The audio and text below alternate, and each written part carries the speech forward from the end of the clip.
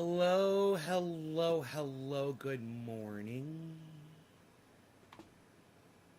Good morning, everybody. Hello.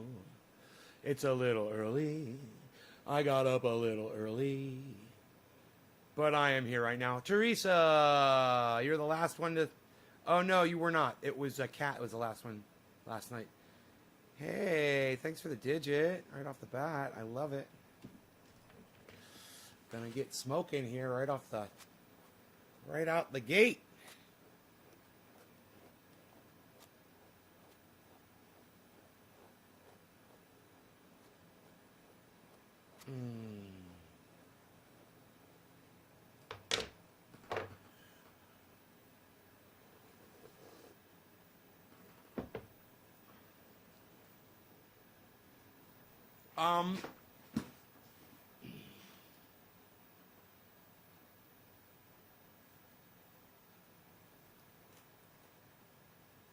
Nick, Tommy Walker.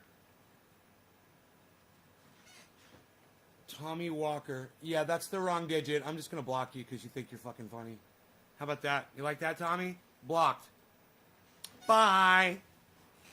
Hi, Mac Hart. How's it going? Someone thought they were going to be cute. I warn my audience. That's my job. All right? You come in here, you try to get cute with me, you're going to get blocked. That's all. Bye. Not interested. I'm the fucking talent up in this bitch, not you. All right? Welcome to my goddamn living room. And you know what? If you don't like it, you can suck my dick. You like that? Ugh.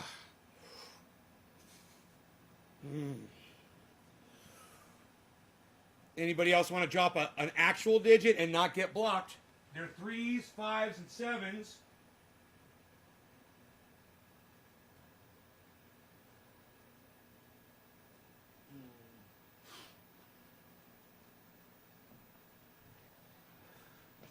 That's what I'm looking for. You've been doing some retweeting? Oh, good.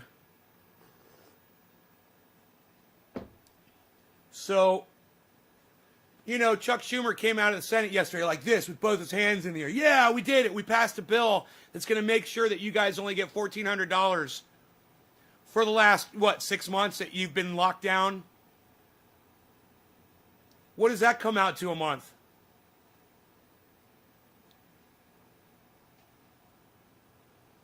What is that, like $150 or $200 a month or some shit like that?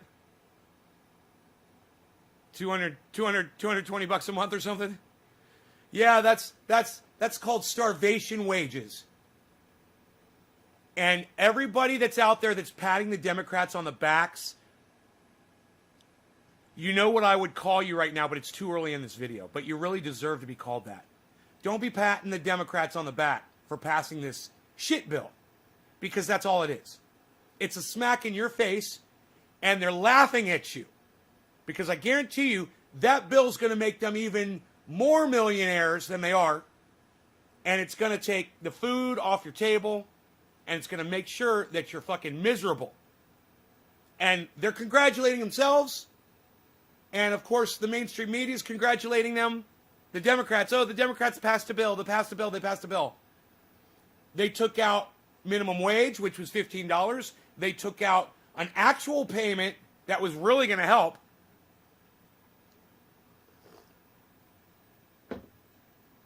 And they're giving you, $1,400?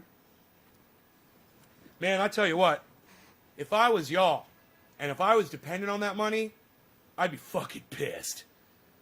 I'd be mad as fuck. I'd be all over the internet bitching about it. You know what? I don't hear a peep out of any of my people. Not a fucking peep. Not a tweet. Nothing. Or maybe Steve Running put something up, but you know what? Steve Running always does. So it's like, to me, y'all really don't care. I guess y'all are millionaires like me too, and that's great.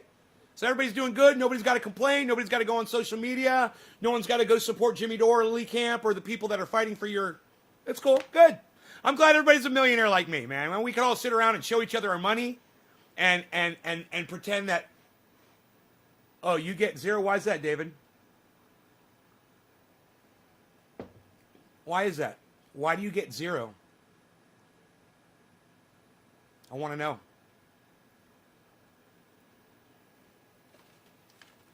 It just amazes me at how silent my audience is on social media about shit like this. My own audience. I don't hear you guys saying anything about it at all. Like, I would think that, you guys would be watching the news. You would see you just got fucked up your asses. And you'd be pissed about it. No, you're not. You don't give a fuck. None of you do. Y'all just keep on going through life and just letting them fuck you. Because you're used to it. Well, man, like I said, if I was y'all, I'd be fucking mad as hornets. If I was y'all. I'm really not that mad because, like I said, I'm a millionaire. I don't give a fuck. But I think it's the people that have access to social media that are getting fucked up their asses. You're the ones that should take a few moments and maybe type a little something out to the United States government, the Democrats, whoever the fuck, and let them know. Maybe voice your opinions a little bit out there. Yeah, but Steve, you take the scraps. You bend over, you get fucked up your asses, and you don't bitch about it. You don't even complain about it. You guys don't even use your social media accounts. You should be sending fucking tweets to fucking Chuck Schumer and Nancy Pelosi and all the Democrat representatives and senators and tell them that, they're a bunch of douchebags. But you guys don't, man. And a lot of people don't. A lot of people are just like, oh well. Famous words from my cousin that I don't talk to anymore. Oh well. I'm just going to let the fucking world rape me. Oh well. Let the world rape you. I'm just going to sit back and watch. I just can't believe the fucking utter silence. And it's not just from my own audience. It's when I go on Twitter and I see most of the people that I follow on Twitter, they're all celebrating the fact that the Democrats just passed this shit bill to give you fucking pennies so that you can starve and suffer. Yay, Dems! Yay! Yay, Democrats! Yeah, I hate OLers too, Dave. No record of employment? So since you don't have a wait, how are you supposed to...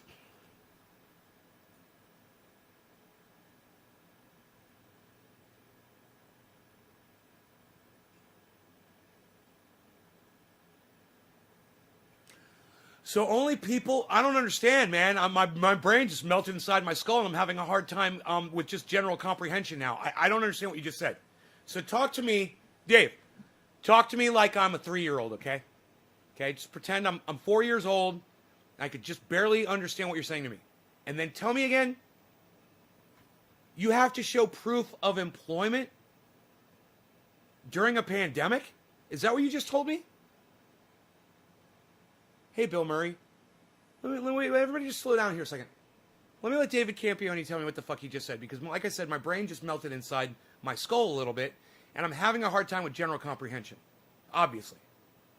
Dave, did you just tell me that you need to show proof of employment during a pandemic? You have to have filed taxes in the last year or two? Oh, so 2 years ago when there was no pandemic, they're saying it's a requirement today that you filed taxes 2 years ago so that over the last year that you couldn't work, the government's going to give you a check for fucking pennies, right? Per month pennies.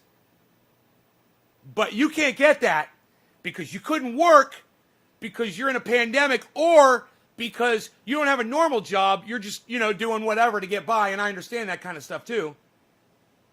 So you're not tracking it, and government's not getting any money from you, so they're not going to give you any money back. Right. Wow.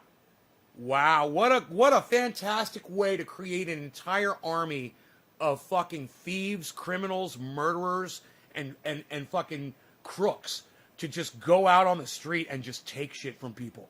Yeah, let's just not give them any money at all. And all the Dave Campiones of the world can go out there and fucking, struggle to live and do what they got to do to put food on their own table, which will probably be, stealing from others, hurting people, whatever. I'm sure a lot of people will decide to do that. Great job, Democrats. Great job, man. You guys are great. Democrats are great. You're not keeping track of your own. Yeah, Jacob, I'm going to block you from my live stream. Bye. Not even going to repeat what he just said. You understand, you will get blocked from this live stream for being a little cuck, bitch. Understand that. Ronnie, that's why Wall Street and the Chamber of Commerce promote cops and incarceration.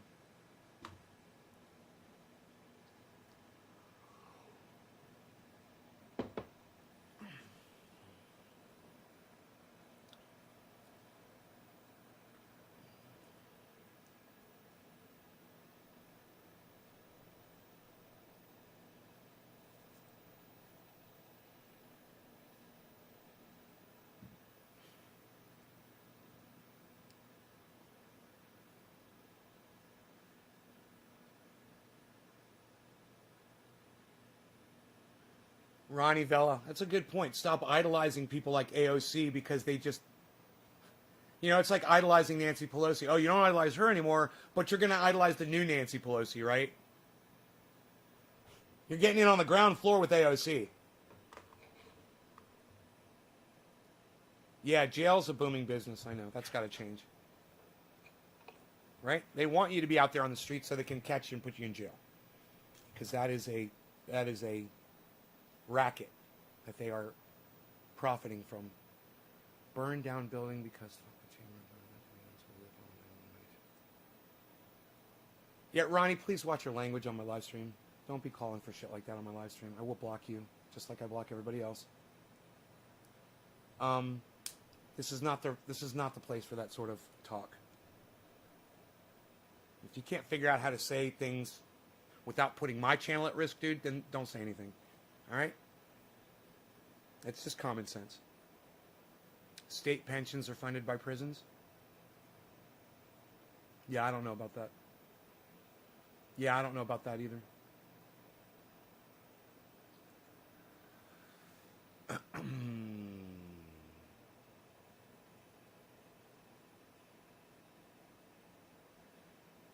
I'm an anarchist? Well, I'm an anarchist too, but I know how to not get my channel fucking taken down off YouTube, and you obviously don't. Or give a fuck about my channel. Right? Why would you give a fuck? It's not your channel. You haven't built it over 10 years and included 25,000 subscribers to it. Right? Why would you care? Right? It's not your shit. You just walk into somebody else's house and take a shit on the living room. Right, Ronnie? It's easy. It's easy to do that. That's why Jimmy Dore likes going on other people's podcasts. And I don't blame him. Because when he comes on my podcast, I'll let him do or say whatever the fuck he wants. Because I'm not worried about getting my shit taken down. On his, he's got to kind of pull the reins back a little bit. Because he knows he's being watched. Well, I accept your apology, Ronnie. Thank you. He's being watched. And you see how easy I am to work with? I'll get along with you. Just subscribe to common sense. That's all I'm saying. Take my shoes off before I come in. Thank you, bro. In fact, I don't require that, but I'm a little barefoot. We're smoking cannabis, and it feels so comfortable when I take my shoes off to smoke. It is like the best feeling, man. I love taking my shoes off to smoke, man. The feet really do. The blood just goes down your feet, man. And I found out that if you're hot out one day and you just stick your feet in a cool stream, it cools your whole body off so fast, because the blood is all down there. And man, when you take your shoes off, it's like your whole bloodstream is being filtered through a cooling plate all of a sudden. Jonathan Hogrelius. Hi, Nate. Hope you're doing well. Jonathan, it's so good to see you again. Common sense is rare these days. Not on this live stream, Bill. This is all I put out on this live stream is common sense. And I call my audience on it religiously. I try to hold everyone in check. And, some people don't like me for it. Other podcasters that I see not keeping it real, when they're not keeping it real, I call them out on their bullshit too. People don't like it, and that's my bag. And because I do that, nobody wants to watch the show. I don't have a lot of viewers. But also cool your wrist, right? Right? But I'm not going to stop doing it, and I will call the bullshit out every place I see it, every time I see it. And hopefully you enjoy that, because I like doing it. I don't mind that the people that I call out are doing well. I'm not trying to stop them from doing well. Not even Shitlips. You know, fucking Shitlips can make money doing his podcasting all he wants. I don't give a fuck. I'm just trying to get a message across to these people to fucking keep it real. And when Shitlips goes on, you know, creator, whatever the fuck, and he starts telling people how great their algorithm is, here's an idea. Get rid of your fucking algorithm. Just destroy it, okay? Just turn it off. That's how great your algorithm is. It sucks my dick, okay? You know, I like I said, I don't mind the guy having a life and doing podcasting and shit like that, but he's not keeping it real with his audience members. He's totally lying to people. You know, he's acting like they're helping you. And all they're doing is hurting you. You know, by having a thumbs up and a thumbs down system, they're literally pitting us against each other all day long. They're creating an environment of distrust, of hate, of assumptions, and of judgment. That's not what social media should be. You shouldn't be on there to judge people. You should be on there to enjoy whatever people have to offer you and to contribute to that. I don't need you to fucking tell me whether you like it or not. Turn it off. Fucking scroll. Go watch something else. That's all. I don't need a fucking thumbs up or a thumbs down. I don't need a star. I don't need any kind of a rating or ranking. Like I said, if my channel just was viewed on its merits alone and not on what other people thought about it, I'd be the fucking biggest thing on goddamn the internet today. But there's so many fucking cucks and cunts out there that go out there and tell other people, oh no, that's a bad guy, or oh he does that, or oh thumbs it down, or report him, or you know, there's a goddamn, you know, a fucking Bible's worth of bullshit I've had to deal with from people on this goddamn, on all social media. You know, take it out. Take that out of the goddamn mix. You know, quit making it a troll's paradise. You know, if I was a fucking troll, I'd love social media, man. It's all I would do. If that's what I was into. You know, if I had a little dick and all I wanted to do was piss people off all day, man, social media would be the place to do it. You get away with it scot-free. You know, nobody knows who the fuck you are. You can say whatever the fuck you want, turn around and walk away. And that makes you feel good, huh?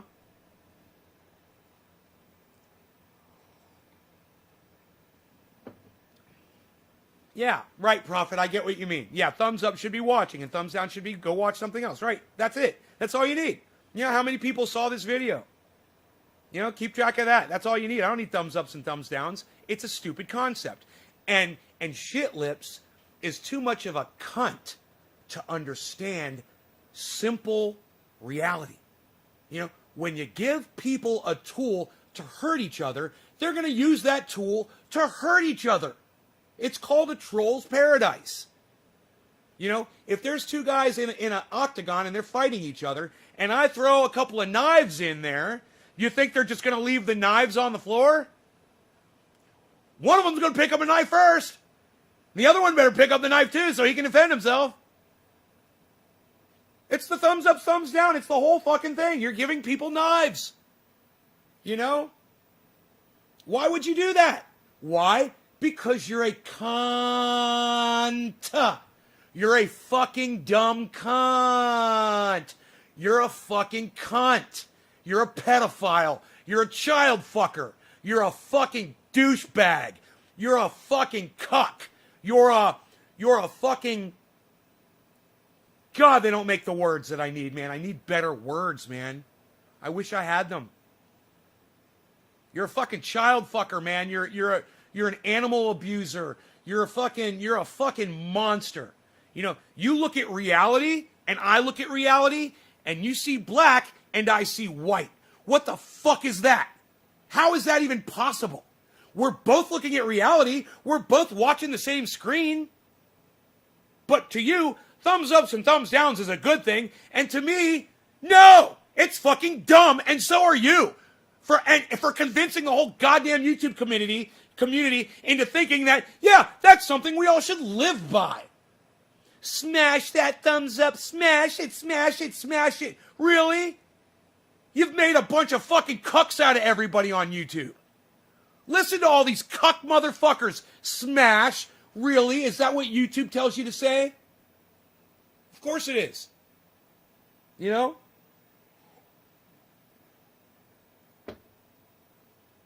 They're picking winners and losers. Oh, you're goddamn right. And you know what? It's their job to. It's their whole life is to find the next PewDiePie. You know? Because if they find the next PewDiePie, they find the next $1 billion, you know? And that's all they're doing. They're just fishing around for the next person that's going to bring in billions of views. So that's not going to be me. You know, me and my piddly fucking 25,000 subscribers.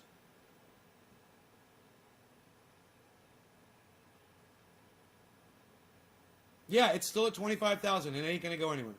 They're deleting people every day. Hopefully you guys know how to find me when you get deleted from my subscription list. What's sad is people believe it and follow. There's not enough people out there on the internet talking about this like me. You know, who talks about thumbs ups and thumbs downs? It's me and Shit Lips. I'm telling you it's bad, and he's telling you it's the most fantastic thing on the planet.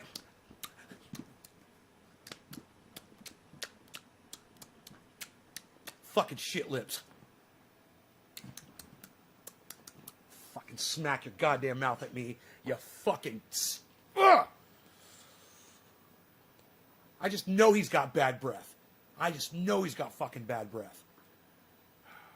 Just strikes me as that kind of a guy. Ugh. Fucking rot mouth, motherfucker.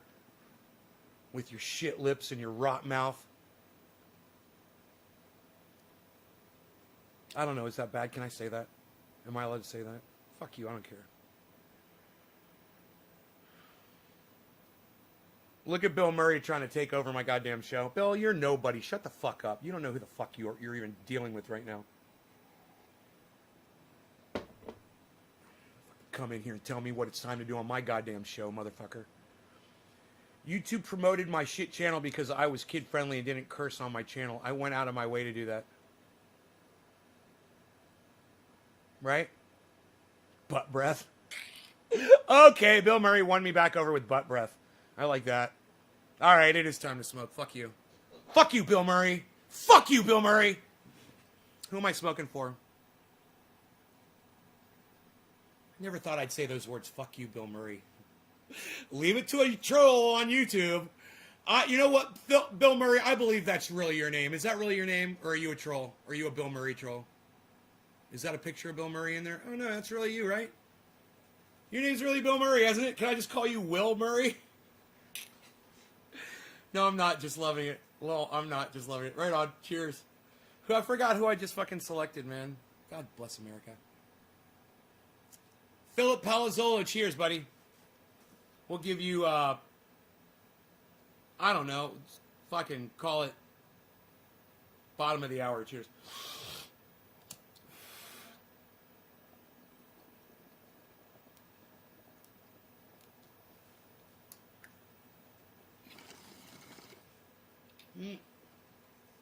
I'm in a fucking super bipolar mood this morning.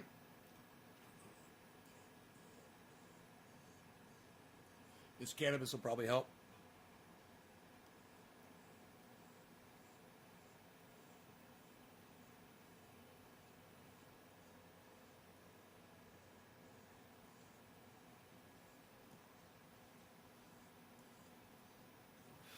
Your real name is Bill Murray? It's so funny.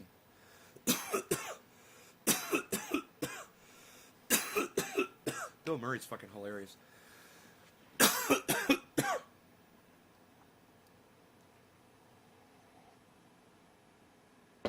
Hey, Griffin.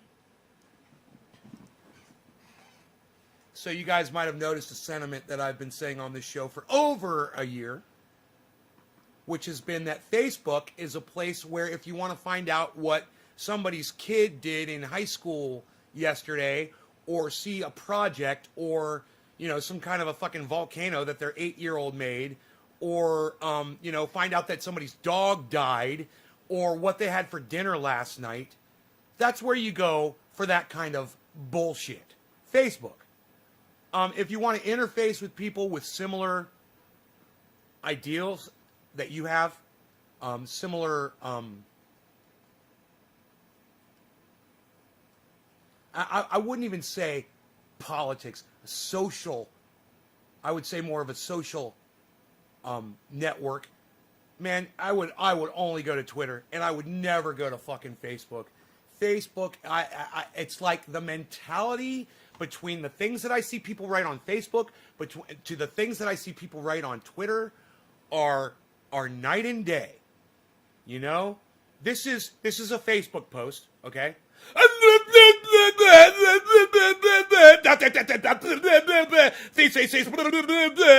Send.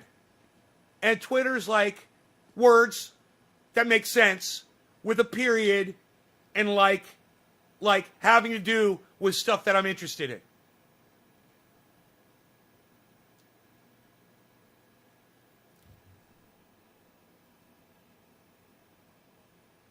She told me it was tiny. It sounds like a personal problem. Bitcoin hit 50. Yes, it did hit 50. I saw something like that. Yeah, I'm getting closer to my caps, which is good. Again. Facebook is the ultimate in look at me narcissism. Profit. Man, I couldn't have said that better myself. And when I got off Facebook, it helped me so much. When I stopped using Facebook socially, it helped me out so much. I am so much more interested in generalities, social issues, even political issues, than I am hearing about your little fucking bubble, that you're in, your little Facebook bubble. And Twitter pops the bubbles, man, That's what I love about it. There's profit. There are plenty of memes out there that show Zuckerberg next to Data from Star Trek. There's plenty of memes out there that literally have face swapped Zuckerberg onto Data. I can't believe you haven't seen that. You have not seen that? Are you trying to claim this is your own original thought? I literally just got into this with somebody on Twitter today. This is pretty interesting that you said that. You got banned from Twitter for your political views? Your political views are probably unacceptable. You're talking about anarchy, right? You go watch Michael Malice and learn how to do Twitter as an anarchist. He'll teach you. You'll love Michael Malice.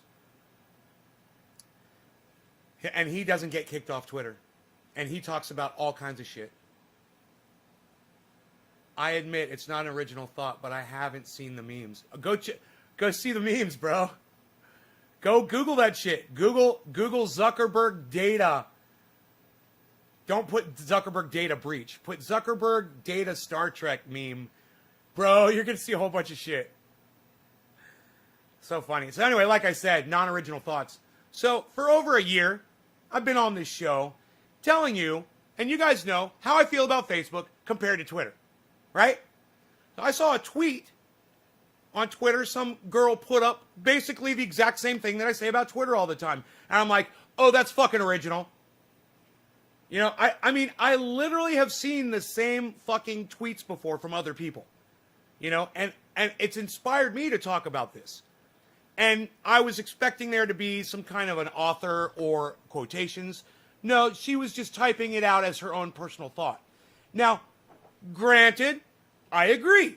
Granted, I came up with these thoughts all on my own, and she may have as well. But I'm accusing her of being a plagiarist, and I'm accusing her of getting those thoughts straight from my fucking show. From over the past year. She follows me, and it wouldn't surprise me one bit if she was scrolling through one day and saw one of my videos, and it started playing, and I was talking about that. Wouldn't surprise me one bit. But, let her take full credit for her original thought. I called her out for it. I said, no, I don't buy it. I don't think you came up with that on your... And the thing is if I don't come up with a thought all on my own, I'll always credit somebody else. I'll be like, I read this in a tweet. I want to talk to you about it. Here's the tweet. blah, blah, blah, blah. I'll retweet it and I'll talk about it. That's what I do. I like to give people credit for their thoughts. And on Twitter, I think you should always do that. If that girl came up with that whole phrase all on her own, I got to say I'm fucking impressed. Because it's the exact same thing that I always say on the show. You know, Facebook is where you go to lose old friends, and Twitter is where you go to make new ones. You know? Now, I can't tell you how many old friends, once you find out what the kind of shit that they post on Facebook, and you're just like, man, I can't believe we were ever fucking friends. I really never knew you the way I thought I did. But, you know, you put so much of your personal bullshit on there that everybody can see you for exactly how you are, and you're just like, yeah, I don't really like these people that much anymore, man.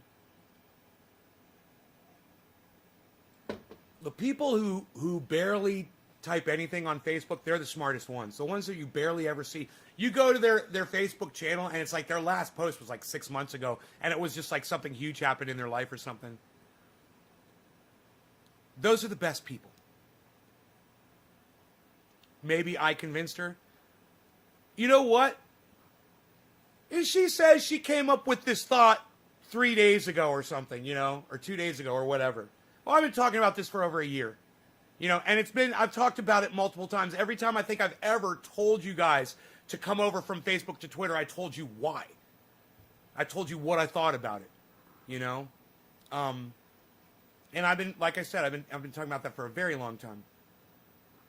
Once I figured out Twitter, which was about 2 years ago when I really started trying to get you guys into it, and I stopped using Facebook, well, then that became the narrative. You know, I see so many people coming in from Facebook, and I'm like, you guys should be on YouTube and using Twitter, man. You know, you guys are on fucking Facebook 24/7. Fuck that goddamn site. You know, that's why you don't see me on there. That's why I tell you guys not to text me from there. And I try to get you guys to come over to Twitter and text me from there. You know, and those of you who do, I appreciate it. I really do.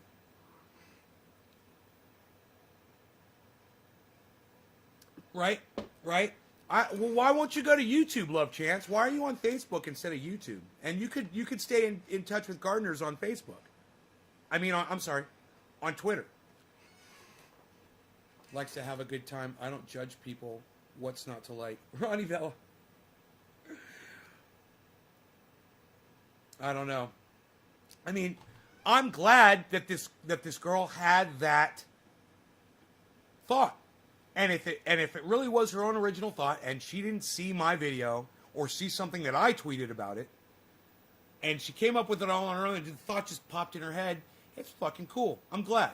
You know, she claims that I'm fucking crazy for accusing her of stealing my thought, but she follows me on Twitter, right? So it's a little coincidental. Somebody else who followed me on Twitter said, hey, man, I've heard somebody else say this before. And, yeah, you follow me on Twitter, too. Maybe it wasn't me. Maybe it was somebody else. I think it's a great sentiment that people say when you're comparing Facebook to Twitter. You know? My whole thing has always just been like, it's just about the posts. You want to hear what someone had for dinner last night or what their kid did in school the day before. If you actually give a fuck about other people's kids, I don't. That's why I go to Twitter. And when people start getting all Facebooky on Twitter, I unfollow them like that. You know, you're going to start putting up your personal bullshit on Twitter. I'm not interested. That's not why I'm there. I don't want to know. You know, I want to hear how you feel about something that's going on in the world. You know, I want to hear your thoughts about something that happened that I don't even know fucking happened yet. And I want to find out about it from you before I hear about it on the mainstream media. I'll never get that shit on fucking Facebook. You know? Twitter, man, shit starts trending before the fucking mainstream media grabs a hold of it. If you understand what that means.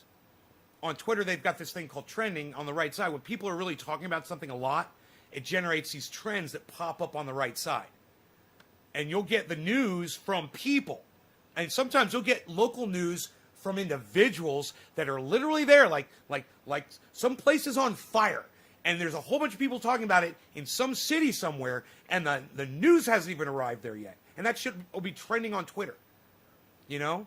It just depends on who you follow and what you want to see. And you can tailor your experience there to who you follow. You know? I've unfollowed most of the political people that I used to. I used to follow AOC, and I followed Rashida Tlaib, you know, and I followed independents. You know, most of the independents that were in government, I followed them just to hear what was coming out, because I thought maybe I could get in early when they put something out, and I'd, you know, I'd type on there, and, you know, maybe Jimmy Dore would see it or something. I thought that would be so fucking cool, and then I realized I really don't give a fuck what these people have to say. What I care about is what Jimmy Dore has to say about what they fucking said. What I care about is what Ron Placone has to say about what those assholes said. What I care about is what Graham Elwood has to say about what those people said. What I care about is what Lee Camp has to say about what those assholes said. You know? And then I realized that all these guys, they're starting to sound more like me, where they're not listening to those motherfuckers either. And they're starting to realize that those motherfuckers are all a bunch of fucking liars that aren't doing anything for anybody anyway. And this whole bill that they just passed and said, fuck you, with their little $1,400 fucking bullshit payment, and people like David can't even get it. They're fucking everybody up their ass. And you know, I'm hearing about it from all these other people that I love to watch, and finding out that, you know, the Democrats are playing you. They're playing you so bad. Oh, thank you for your vote. Psh! That's it. Thank you for your vote. Here's a cock slap across your face. That's it. That's the Dems. And I warned you. And I warned you. And I warned you. Hey, man, I'm glad Donald Trump is gone. This is better than Donald Trump. For sure. It is. It's better. But it's bad, too. It sucks my dick. All right? It's just as bad. It's fucking bad. Yeah, I mean, it's bad in another way. It's so hard to put into fucking words. It's like you're dicked one way and fuck the other. It's good not to see Donald Trump in power anymore, though. It's really good. And you know what's even better? The exposing of all the people that are jumping behind Donald Trump right now, all the Republicans that are supporting Donald Trump and clapping for him, all the people that were clapping for Donald Trump when he was giving a speech the other day, and you're just like, wow, I'm so glad you guys are all being exposed for the Trump supporters that you are. You guys are fucking psycho. And if Donald Trump or any of his supporters never make it into power ever again, I'll be happy. But these fucking Dems, man, you know, they got you guys fucked up your asses. You're all fucked. And I told you they were going to fuck you. And I warned you they were going to fuck you. And I said, man, you know what I cannot bring myself to do? I just can't bring myself to vote for those fucking cunts, the Democrats. Here's my fucking ballot. It's not my fault. But God damn it. $1,400, man. You know, fuck. $1,400, man. You guys are going to be out in the fucking streets. And the Dems are going to be giving each other high fives.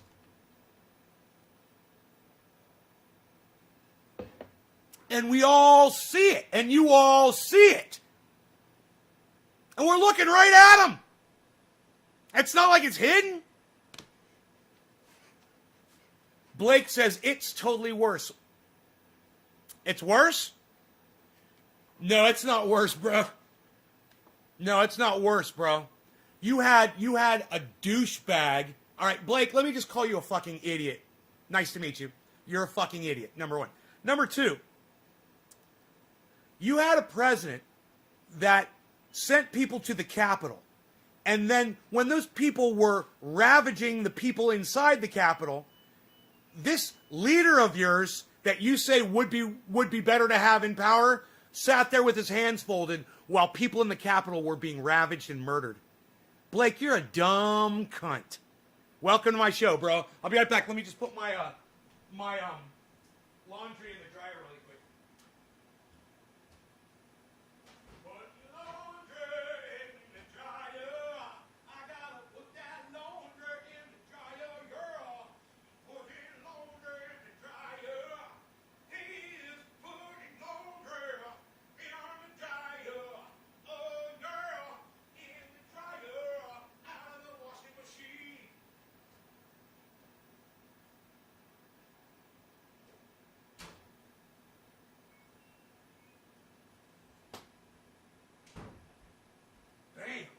Them clothes are gonna be dry. Them clothes are gonna be dry. What? What? What? What? What? What? What? What? What? Them clothes are gonna be dry. All right. Let's see. So what's going on? Did he like that I called him a cunt? It's hilarious. Cancel culture and consequence culture don't hold the DNC accountable, but the DNC uses cancel culture to erase the true left. I couldn't have said that better myself, Ronnie Vella. Well stated. Dicked in the ass by the dumb dildo again, Anthony. Oh, Anthony. He's a big boy. He can speak for himself. That's not what he says. I gotta fucking go back and listen to that. Oh, Anthony. He's a big boy. He knows what he's saying. I think that's what he says. Spend it wisely. I love how real you keep it, Skunk. Oh, Skunk, thank you. 1400. Smells a little homeless. Bill Murray. Are you sure you're not the real Bill Murray? That was good. Ronnie Villa. Wall Street is going to buy up all the rentals when the landlords can't pay their bills. Right? Ronnie Vella spouting some truth over there. $1 billion is $100 bills stacked 632 miles high times 2. Okay. You just want me to say that out loud or something? Profit ascending. Trump was like treading in a huge dog shit. Dems are like treading in a small dog shit. Basically. You still got shit on your shoes. Exactly. But it's not as bad. I know. Nay's Garden, it is worse. Without Trump, the Democrats are free to do the same policies without even feigning opposition to them. Foreign policy is the same. Immigration policy is the same. Yeah, but Trump's gone, bro. I don't give a fuck what you say. I fucking hate Donald Trump. I hate Donald Trump. I don't want him to be in power. And you and I are just going to have to fucking disagree on that point. I'm glad Trump's gone. And guess what? I've got my way. He's gone, so fucking deal with it. 4 years without that douchebag. And I'm sure he's coming back. If these fucking cucks don't do something about it now while he's not president, the motherfucker needs to go to prison. They need to lock his ass up and every other motherfucker that broke the law in his administration. They all need to go to prison for about 10 years so they all die in prison. And we don't have to worry about them anymore. Get some other people out there to take over. You know? And by other people, I mean, a Mitt Romney, a Ben Sass, some kind of a reasonable Republican would be great. I'd even settle for a George Bush at this point. Out of the dryer, coming to satisfy very soon. But Jameson, you're a fucking idiot, man. You're such a dumb cunt for even saying that. You're a fucking idiot. And trust me, go watch Kyle Klinsky. He'll tell you about the way Donald Trump did stay in Afghanistan and he did stay in Iraq, and he did do 4 times the amount of drone strikes when he came in, or some crazy shit like that. So don't fucking tell me it's better with Trump is still in office. You're a fucking idiot, dude, and you're a cuck. All right, fuck you. But thanks for all the financial advice. Not one Republican voted yes. They care even less. Don't worry, both parties had something to do with that. I think. I'm not sure. It's a big cesspool of shit. It is. Nay's Garden and domestic policy, so far, all we see is less stimulus, no additional payments, and expanded intelligence state mandates to infringe on civil liberties. Expanded intelligence state mandates. What's expanded intelligence state mandates? I don't know what you're talking about. From a policy standpoint, things are objectively worse. No, I disagree with you. From a policy standpoint, things are completely better. I completely disagree with you. From a policy standpoint. Yeah. Completely better. I got that one from Jimmy Dore. Right on, Ronnie. I agree that Trump was a piece of shit, and I'm glad he's gone. But in terms of the result for average Americans and people about things are worse. Oh, because Donald Trump denying COVID was so good for all of Americans, right, Jameson? You're a dumb cunt. Just shut the fuck up. You don't even make sense what you're saying right now. At least the President of the United States today wears a fucking mask. You're an idiot, Jameson. Shut the fuck up. I will block you from my live stream, dude, just for being a dumb cunt, which is what you're being right now. You're a Trump supporter, bro. You are. You're in the closet, man. You're a fucking Trump supporter. Trump pits races against each other because right? Ronnie told, this is so weird reading Ronnie Vela against Jameson Doan. And Ronnie is just completely destroying Jameson Doan with every comment. And Jameson, you sound like my fucking dead uncle. A fucking idiot. Nays Guard, no, I fucking hate Trump, but my point is you should say that instead of arguing that it isn't worse policy-wise. It is better policy-wise. I'm not gonna, dude, we're back in the Paris Accord, bro. We're back realizing that climate change is real. Are you fucking kidding me? That's the single biggest threat against all of us. That's the difference between Trump and Biden. That's what it all comes down to. So don't fucking cunt up on me anymore, motherfucker. Shut the fuck up. I'm about to block you. You're about this close from a block, Jameson Doan, and I swear to fuck, I won't let you back in. Because now I can see what a fucking idiot you are. I never said Trump was good. I said the Dems are the same, but worse on domestic policy so far. Trump didn't drain the swamp, right? He filled his team with insiders, right? And maintained the status quo, right? And fucking the whole bunch of them attacked the fucking Capitol. I mean, come on, dude. You're an idiot. You're like a dumb cunt. And I don't know what else to fucking tell you, except shut the fuck up if you like the show, because you're this, like I said, you're this close. I can't wait to read what else you're going to say to me. You've already typed it. You might already be blocked, and I don't even know it yet. Why is he a moderator? Why is Jameson Doan a moderator? Is that what you're asking me? On YouTube? Because I can trust him. Because I trust him. Because he's a smart guy. But when it comes to this, he's a dumb cunt. And I'll judge him on just this right now. Let's just see what else he says. This is really interesting. I'm finding out what kind of a person you are. You're a fucking punk bitch, too, dude. You're just a little kid. You think you know fucking everything, and you don't know dick. Take it from this old man. I'm twice your age, motherfucker. I've been around a lot longer than you, and I understand politics better than you ever fucking your punk-ass bitch ass ever will. All right? We're way better off with Trump out of office. We're way better off. The whole world is better off. So when you're going to cut up on me, I'm about to block you and not read the next thing you fucking say. Let me just see what you say. Make the argument then, how are things better for Americans from a policy standpoint? Climate change, period. Masks, period. All right? All those guitars are great for the environment. What? What does that even mean? Nays Garden, the Paris Accord is a toothless, non-binding agreement. That's true. I know. That has no enforcement mechanism. That's true. Right? I know. Nay, this is my area of expertise. And what actually happened after. Right. I know. Everything you said is true. Don't straw man me, motherfucker. Don't be a little cunt. All right? Donald Trump said that climate change was a hoax. Joe Biden got in the Paris Accord to show everybody that he believes that it is a threat. Do you understand the difference? Like I said, man, tread very carefully right now. You're this fucking close. Don't straw man me. I will block you for straw manning me. What you just said's got nothing to do with my point at all. We're in the Paris Accord. It's optics, bro. It's telling all of America and the world that we're concerned about something that's real. And if you don't think, and you be talking like you're a climate expert, if you don't think it's important to get everybody on board with climate, you're a dumb cunt, and I don't want you here because you literally like Donald Trump better than saving the whole planet from climate change. You're an idiot. So what's the next thing you're going to say to me?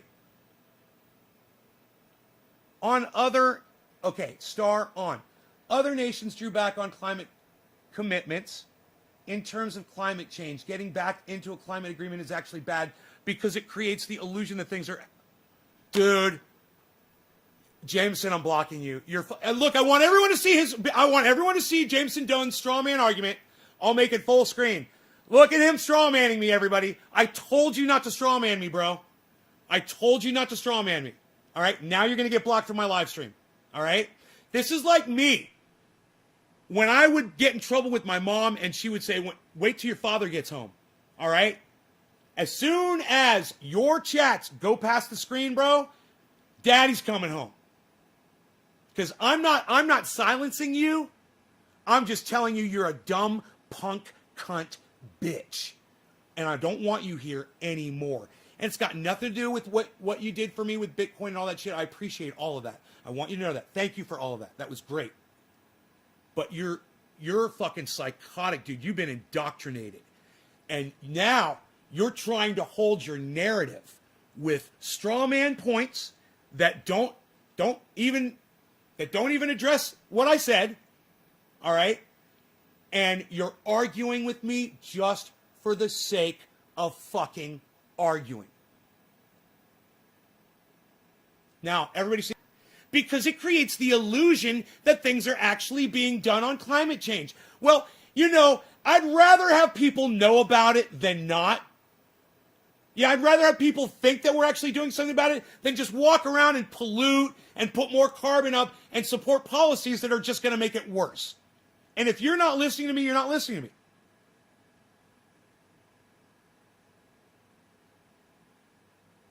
Yeah, you are straw manning me. I'm going to give you one more chance, all right? You fucking dumb little cunt. I'm going to give you one more chance, all right? Here you go. When Donald Trump was president of the United States, he refused to wear a mask. He caught COVID himself because he's such a cuck, right? Caught COVID himself. Set a horrible example for the entire world, right?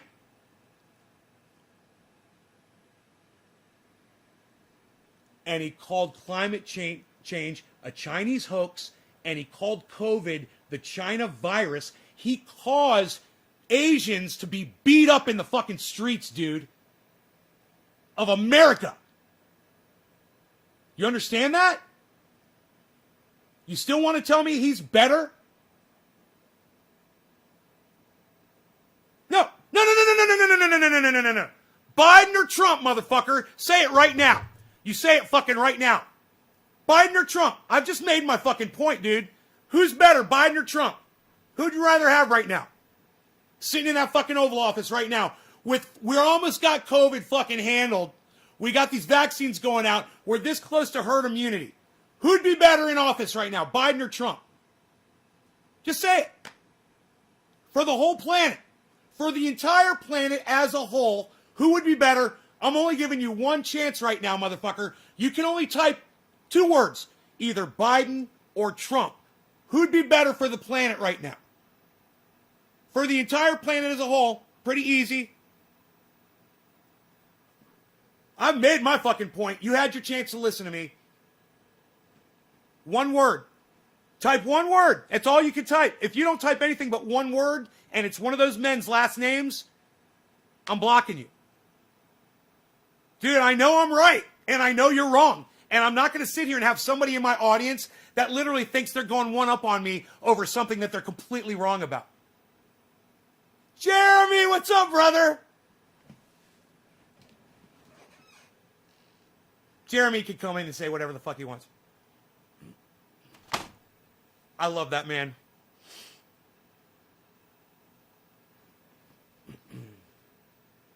Come on.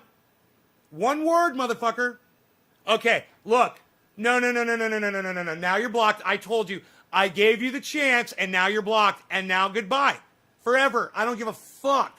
And you know what? You're one of those loyal viewers that comes all the time. And it's going to hurt me to have to cut you loose and not have you here anymore. But I got to fucking tell you, man, there's no way I want to be fucking friends with you.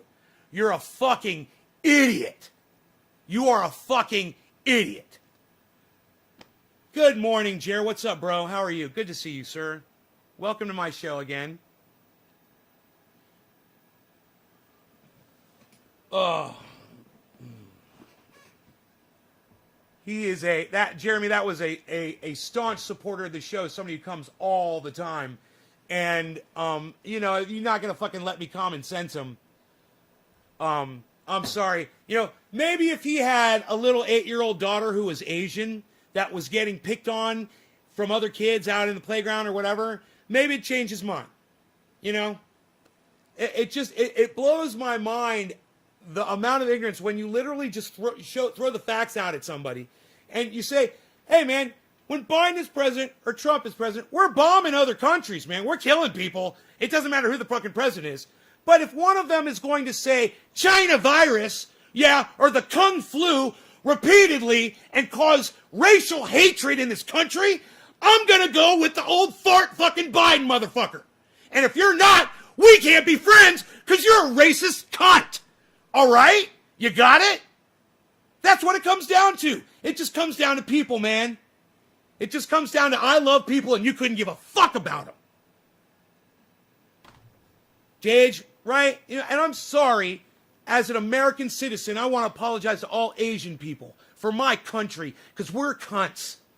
To even entertain that we would elect that douchebag racist as president of the United States. I'm sorry, and I apologize. You know, and I want you to know this. I've always hated Donald Trump. I've never watched any of his television programming, ever. Ever. I never watched any of his programming, ever. I was never indoctrinated by his fucking showmanship or any of it. I always hated the guy. You know why? Because he's the complete opposite of what I imagine the type of person I would want to be is. He's the complete opposite. You know? There's a billionaire out there. And you don't know him. He goes around the world and he doesn't put his name out there. And he spends his money to try to go to villages that don't have clean water, access to medical, and he goes there and he tries to build up their infrastructure with his money and his expertise and his team. You guys don't know him, and he couldn't give a fuck if you guys did. That's the kind of guy I'd like to be. You know? Not the kind of guy that lives to have his name in gold on the side of a fucking building that he built that's got, oh, it's the best location, it's the greatest location. This is the greatest, finest location ever. Look at this location. You're going to love this location. That. Now, I'm not saying Joe Biden is the kind of person that I respect. I'm just saying Donald Trump is the kind that I fucking hate. And, hey, man, I hate Joe Biden, too. I fucking hate him. You know, I fucking hate him. I hate Joe Biden. I fucking hate him. I hate Joe Biden. I fucking hate him. Don't get me wrong. I hate him. I hate his fucking policies. He's a fucking racist piece of shit. But you know what? His sneaky kind of racism doesn't encourage violence towards other people like Donald Trump's did as president of the United States. And if you can't see that and you can't weigh it and just go, man, dude, they attacked the fucking Capitol, man.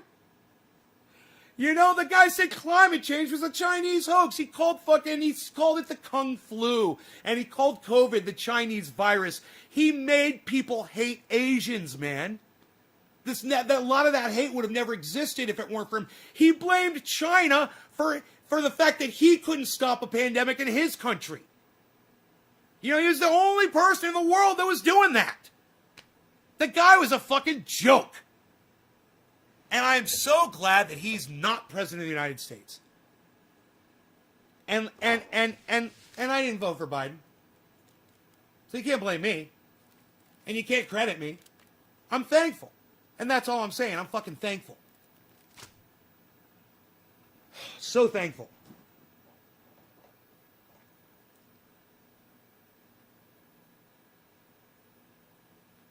Trump encouraged violence. Dude, Trump killed a man that was fighting our enemy, right?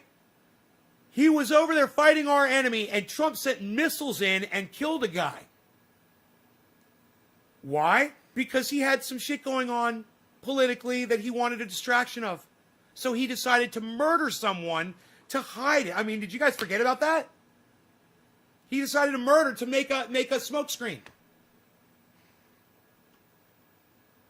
There was no reason to kill that guy at all. It's just he had intel that said where the guy was, and he took advantage of it. The guy was no threat to America at all. He was helping us. But that's not the Fox News narrative, is it? And listen, man, I know Joe Biden's going into Syria and he's bombing and shit. Hey, man, Donald Trump was killing people too, man. You know, you're gonna get that. I don't care who the fuck. If you think it's a goddamn priest that's going in there as president of the United States, by the time he gets out, there's gonna be a wake of bodies behind them. It doesn't fucking matter. Hillary Clinton, I don't fucking care. There's going to be piles of bodies. I care about the sentiment. I care about appearances. I care about the narrative because it influences stupid folk that would go out there with baseball bats and beat people to death. So I care about that. You know, I know Joe Biden wrote the fucking crime bill. I know he said he doesn't want his children growing up in an urban jungle. I know he fondles children. He's a fucking pedophile. So is fucking Donald Trump. He used to bounce his fucking daughter on his lap. There's photographs of it. So don't fucking give me some bullshit that we're better off. You know, that we're not better off because Trump didn't get reelected. Are you fucking kidding me? He was this close to starting to put his detractors in jail. That close. And the power had soaked into his brain. And if you don't believe it, just look at January 6th. He flipped his shit and did nothing when he had every opportunity as president, the duly elected president of the United States on January 6th, he still was, to put a halt to that fucking march. Or put a halt to that insurrection as it was going on, and did nothing for hours. Did nothing. And made sure that it was set up to do nothing, to protect them. Fired them up to get his vice president killed, hang Mike Pence, they were chanting. It's the shortness of memories that some people have. It blows my mind that people, it's 420. It blows my mind that people can't even remember the last 4 years. Everything.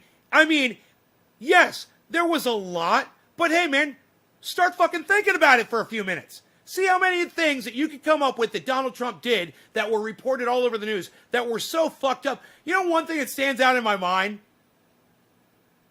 It's stupid, too. It's just a silly little thing.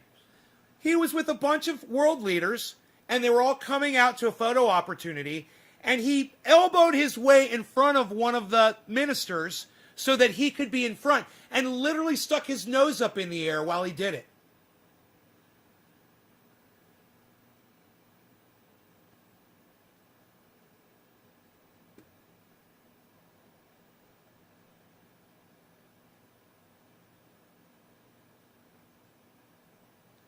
Teresa King, happy 420.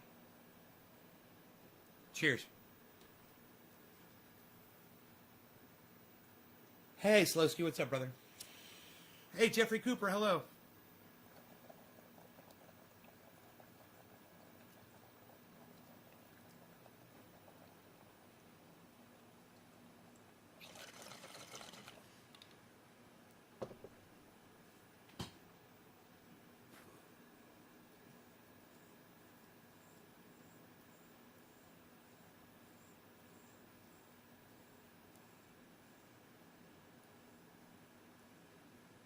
I have a feeling Donald Trump will, if they don't put him in prison, he'll have a chance to win 2024.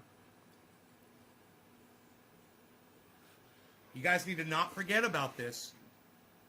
You know, don't let people like Graham or Jameson, don't let people like Jameson get away with their bullshit narrative. And they're going to walk around and lie and tell people that we'd be better off with Donald Trump. That narrative will get him back in 2024. It will. He has plenty of help from people that are high up in power that support him. It's a psychosis, man. The very people that support him used to say he's absolutely the worst thing. You know what? Can we watch that video, guys?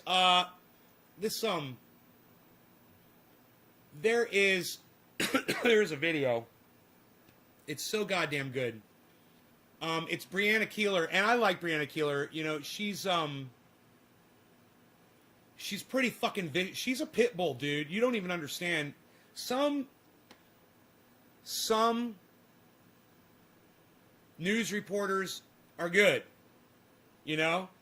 And then there's some like Brianna Keeler that are vicious, that they understand the hypocrisy of what they're reporting on, and they understand that the communicating of that hypocrisy needs to be done in such a way that it shames the people that they're pointing out. And she shames them. She shames them so well. I hope this is the video. I watch a lot of Brianna Keeler, so watch. Let's see if this is the one. I hope this is the one. Republicans are wearing down their shoe leather following the yellow brick road to Mar-a-Lago. This is it. One day they may finally realize the guy who's been impeached twice and kicked out of the White House after one term is just a man behind a curtain. But until then, they bound along like the lion, shivering around every corner, afraid of the great and powerful force that awaits them, the force who decides their fate, they think. Now, for my friend Jeremy, if you're still watching, brother, anybody else that supports Donald Trump on this live stream, what she's about to do is she's going to show how all of the people that support Donald Trump said that he was the worst thing that could ever take leadership in the United States. Every single one of them. And then she shows the clip of them licking Donald Trump's asshole. Like in Georgia, which flipped to blue in the presidential and Senate races. After shouts out to H.A. Goodman. I called this on H.A. Goodman's show, and he completely shot me down and said, Georgia will never go blue. It's always been red, and it will stay red forever. And I said, okay. I didn't want to get kicked out of his chat. You guys can literally go see me own H.A. Goodman. I said that Georgia was going to go blue. Boom. It did.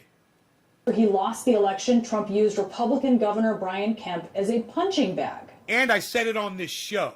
I called it before it happened. I wasn't happy with Brian Kemp.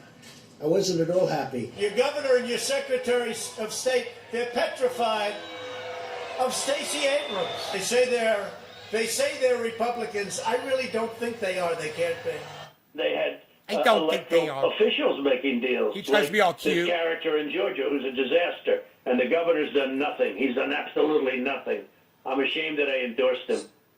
Trump said that Kemp would not admit that he, Trump, won Georgia big, but Trump did not.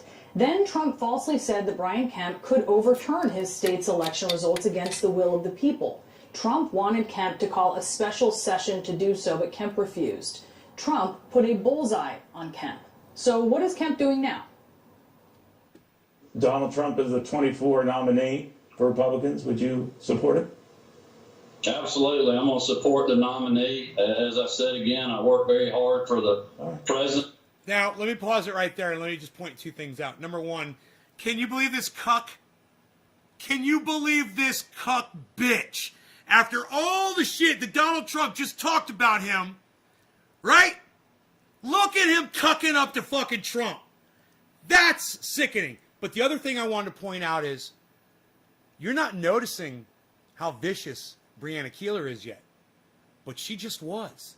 And she's so subtle about it, you guys didn't even pick up on it, did you? She kind of put you in a trance. Well, let me show you what she just did. She just showed like 4 or 5 clips of Donald Trump fucking making this cock his bitch. Right? And then she gave a little sneer. And look at her, look at Brianna's little sneer. Watch. This, I said she's a fucking pit bull. Watch. People. Trump wanted Kemp to call a special session to do so, but Kemp refused. Trump put a bullseye on Kemp. So what is Kemp doing now? Do you see that smirk? What's Kemp doing now? Dude, sometimes a pit bull can kill you while you're sleeping. And I'm telling you, Breonna Keeler is a fucking pit bull. Watch this fucking video. You guys are going to love it. Get high with me. Who are we smoking for? Who is it? Oh, what are we doing here? Look at this. We did this already. Steve Running, you're next. Steve Running. Stephen Running, this bong rip is for you. Bottom of the hour, sir. Donald Trump is the 24 nominee for Republicans. Would you support it? Cheers. Absolutely. I'm going to support the nominee. As I said again, I work very hard for the president. Republicans, we need to have a big tent. I mean, there's a lot of great ideas out there. We're not always going to get along. But I think the president deserves a lot of credit, and he's not going away. He's not going away. And Republicans like Kemp are as afraid as they are ambitious. And so they sit in that tent with people who hate them, who think they stole the election. They sit in their tent with people who attacked the Capitol. Former Vice President Mike Pence is there too in this fearful faction of his party. Despite his steadfast support for Trump for years, the former president put a target on his back too, falsely telling his supporters that Pence could stop the Electoral College certification. And those supporters came for Pence on January 6th.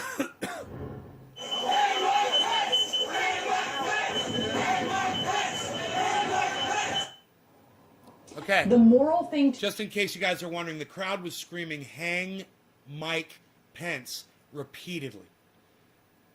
They were doing that because Donald Trump had just told them at a rally minutes before that Mike Pence was the single person right now in power who could reverse the election, and that he lied to them and told them was stolen. So you don't want to give Trump blame for that. I mean, it's pretty clear to hear them say, "Hang Mike Pence." Why would a whole crowd of people be coming after Mike Pence? I wonder who put the idea that they should be going after Mike Pence in their heads. Isn't that weird? Oh, I got an idea. Go back and listen to the rally that Donald Trump gave before the march and listen to him tell them that Mike Pence is the only person who will be able to save the presidency and all of their precious democracies. All of them. It's up to them to make sure that Mike Pence does his job. to do when someone wants to kill you because of a lie. The courageous thing to do when that lie threatens the values that you profess to hold dear is to denounce the lie. Instead, Pence is repeating the very lie that put his own life in danger as he dreams of what? His own perch behind a curtain? On occasion, some Trump-supporting Republicans show flickers of courage in the face of the undeniable reality of the forces that are strangling their party. Just like any There's no addiction. question. None. These guys are all drug addicts, right? Their addiction is power. They're just like me. I understand it. You know, you take an addiction and you're going to be addicted to something. So what's it going to be? Well, these guys got addicted to something that's going to make them a whole lot of money and power. And, you know, that power, it's something that they can keep getting and keep getting and keep getting. And if they keep supporting Donald Trump, then they stay in power, they stay in power, they stay in power. And that's all they want. They just want power. They just want power. They just want power. What is that? Power over people. Why is that? Because they're fucking sick. They're like cult leaders. You know, it's a cult leader desires to have power over people. So they start a cult, they recruit people, and they have power over them, and they recruit more people, they have more power, they can get these people to do whatever they want, and they're feeding their addiction. These people right here are fucking cultists. This is a cult leader right here. Okay? They're all cult leaders. They're drunk on power, and it's power, power, power, power, power, power, power, power, power. Breonna Keeler is exposing them for exactly what they are. They're power-hungry addicts, and she doesn't realize that that's the correct word to use. They're addicts. They're drug addicts. Just like I got addicted to Bitcoin over the last 2 weeks. It almost killed me, man. It almost ruined me. Luckily, I got saved out of it. You know, and I realized what was going on. These guys, no one's ever saved them. No one's ever pulled them out. And they are stuck in this cycle of addiction and satisfying it with the drug that they can keep getting as long as they're just fucking everybody else. And that's easy for them to do. When you're a drug addict, you're only thinking about yourself. You're not looking at your family. You're not looking at your significant other. You're not looking at people around you. You don't care about it. You want to obtain your drug. You want to say hi. That's what we're witnessing right here. That's the sickness. And man, we should get a famous addiction therapist to diagnose this behavior. All Nancy Pelosi, AOC, fucking Mitch McConnell, Donald Trump, Joe Biden, Jill Biden, all of them totally exhibiting addict behavior disguised by it's the beauty of politics. It's the upstanding profession of being a politician. They're the lowest shit on the planet. They're literally drug addicts right in front of us, exhibiting their addiction and allowing their addiction to spew out and destroy everybody else on the planet. That President Trump is practically and morally responsible for provoking the events of the day. Responsible for provoking, morally responsible, morally responsible, morally responsible, morally responsible, morally responsible, and morally responsible, and morally responsible. President Trump is practically and morally responsible. That President Trump is practically and morally responsible. That President Trump is practically and morally responsible. That President Trump is practically and morally responsible for provoking the events of the day. No question about it. Hey. But then, Hey, Steve Running, don't be fucking putting millionaires down like that. I was just talking earlier on the show about a billionaire who literally goes to villages in other countries and improves the infrastructure, okay, of these villages. Water, food, medicine, all of it, right? So don't fucking come in here, Steve Running, and say they're millionaires, so they're used to screwing people. Let me tell you something. My parents are millionaires. My sister's a fucking millionaire. You know what they do? They send a lot of money out to charity, you fucking prick. So don't fucking be putting millionaires down. You fucking know I'm a millionaire, you fucking douchebag. Fuck you, Steve. You fucking asshole.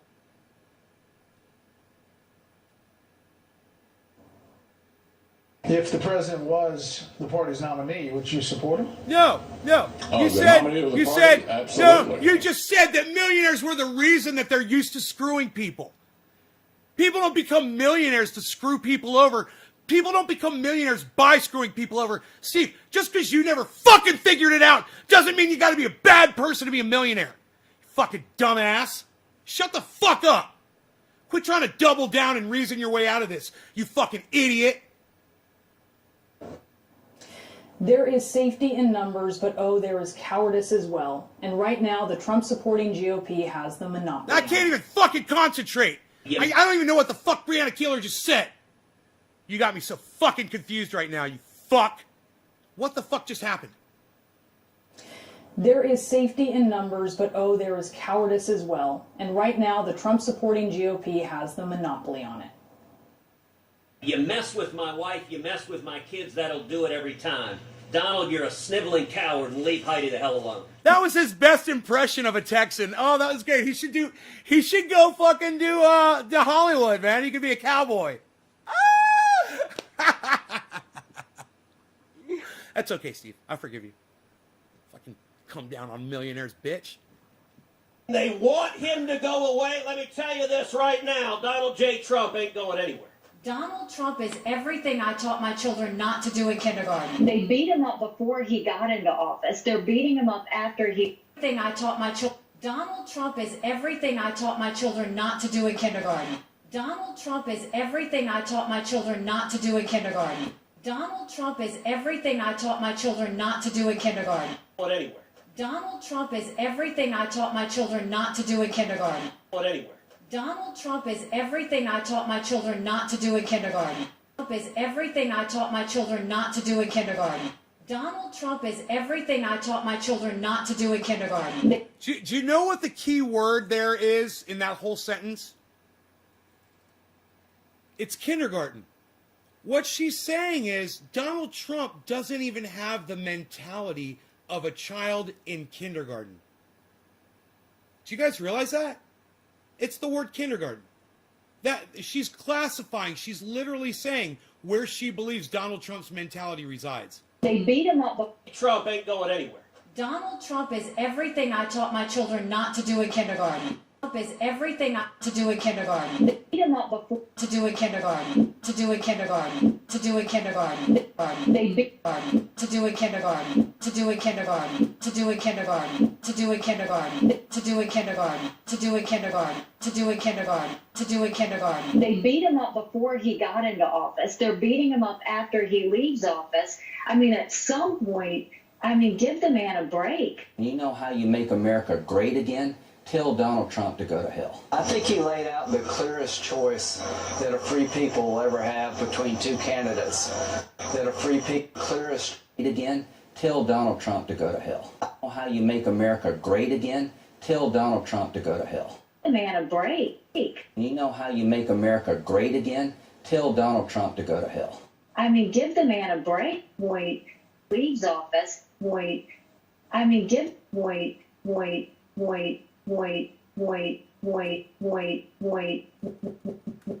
I mean,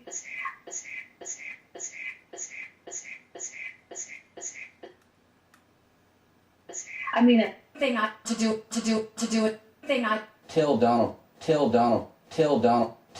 Trump to go to hell. Tell Donald Trump to go to hell. Tell Donald Trump to go to hell. Tell Donald Trump to go to hell. Tell Donald Trump to go to hell. Tell Donald Trump to go to hell. Tell Donald again. How you make America great again? You know how you make America great again? Tell Donald Trump to go to hell. I think he laid out the clearest choice that a free people will ever have between two candidates. An unapologetic view of America by Donald Trump. I think the differences between us on some key issues are so significant that I just don't plan to campaign. I got to run my own race. We thank all the great patriots in those boat parades on behalf of the president. Donald Trump is a delusional narcissist and an orange-faced windbag. I'm proud of the job Donald Trump has done as president. Donald Trump is the modern day. Donald Trump has done as president. Donald Trump is windbag. I'm proud of the job Donald Trump has done as president. Narcissist and an orange-faced windbag is a delusional narcissist. For the president. Donald Trump is a delusional narcissist. On behalf of the president. Donald Trump is a delusional narcissist. Patriots in those boat parades on behalf of the president. Donald Trump is a delusional narcissist. Is a delusional narcissist. Is a delusional narcissist. For the president. Donald Trump is a delusional narcissist. Is a delusional narcissist. And is a delusional narcissist. Is a delusional narcissist. For the president. Donald Trump is a delusional narcissist. For the president. Donald Trump is a delusional narcissist. For the president. Donald Trump is a delusional narcissist and an orange-faced windbag. I'm proud of the job Donald Trump has done as president. Donald Trump. Trump is a delusional narcissist. Trump is a delusional narcissist. Trump is a delusional narcissist. Trump is a delusional narcissist. Trump is a delusional narcissist. Trump is a delusional narcissist. Trump is a delusional narcissist. Trump is a delusional narcissist. Trump is a delusional narcissist. It's like, is this face swap? Did these people really say these things? Delusional narcissist and an orange-faced windbag. You know, it's like to not have the foresight to see where this was going. It just shows what horrible leaders these people are. I mean, they didn't even realize that they were going to be sucking his dick. None of them had the foresight. So these are the people that you want to put in office. These are the people that you think should be leading the country. People who didn't even realize that they were going to be sucking Donald Trump's dick. So they went on TV and said all this stupid shit that we could all go back and watch. We get some results. Either party, one unable, one evil. My best mate died in a motorcycle accident. Oh, I heard, J-Bone. I'm sorry, brother. Yeah, I heard, man. Sorry, bro. I'm proud of the job Donald Trump has done as president. Donald Trump. Donald Trump has done his job. Donald Ag. I'm proud of the. I'm proud of. I'm proud of. I'm proud of. I'm proud of. I'm proud of. I'm proud of Ag. I'm proud of the job Donald Trump has done as president. I'm proud of the job Donald Trump has done as president. I'm proud of the job Donald Trump has done as president. I'm proud of the job Donald Trump has done as president. Donald Trump is the modern day incarnation of the Know Nothing movement. He espouses nativism, not conservatism. I said, Mr. President, I know there are people that say, you know, you said you were the chosen one. And I said, you were. The GOP doesn't need to be turning away voters and isolating them. We need to be bringing them into the tent. Donald Trump is the last person who's going to do that. Bringing them into the tent. Donald Trump is the last person who's going to do that. Bringing them into the tent. Donald Trump is the last person who's going to do that. Bringing them into the tent. Donald Trump is the last person who's going to do that. Bringing them into the tent. Donald Trump is the last person who's going to do that. Bringing them into the tent. Donald Trump is the last person who's going to do that. Everywhere we go, the streets are lined with support, like I don't think any other president has had previously. In The Wizard of Oz, the lion asks, what makes the flag on the mast to wave? Courage. What makes the elephant charge his tusk in the misty mist or the dusky dusk? Courage, his friends tell him. And the lion follows the yellow brick road to Oz to ask the wizard for some courage. Just like Trump-courting Republicans head to Mar-a-Lago. But like the lion, they are mistaken about how courage works. Courage is theirs if they want it. They just can't bring themselves to summon it. Right? She's a fucking vicious pit bull. You guys should check out Brianna Keeler on YouTube. She's on the CNN channel. She does great reporting. Everything she puts out, man. I don't know how big her team is, man, but she gets it, bro. She's on it.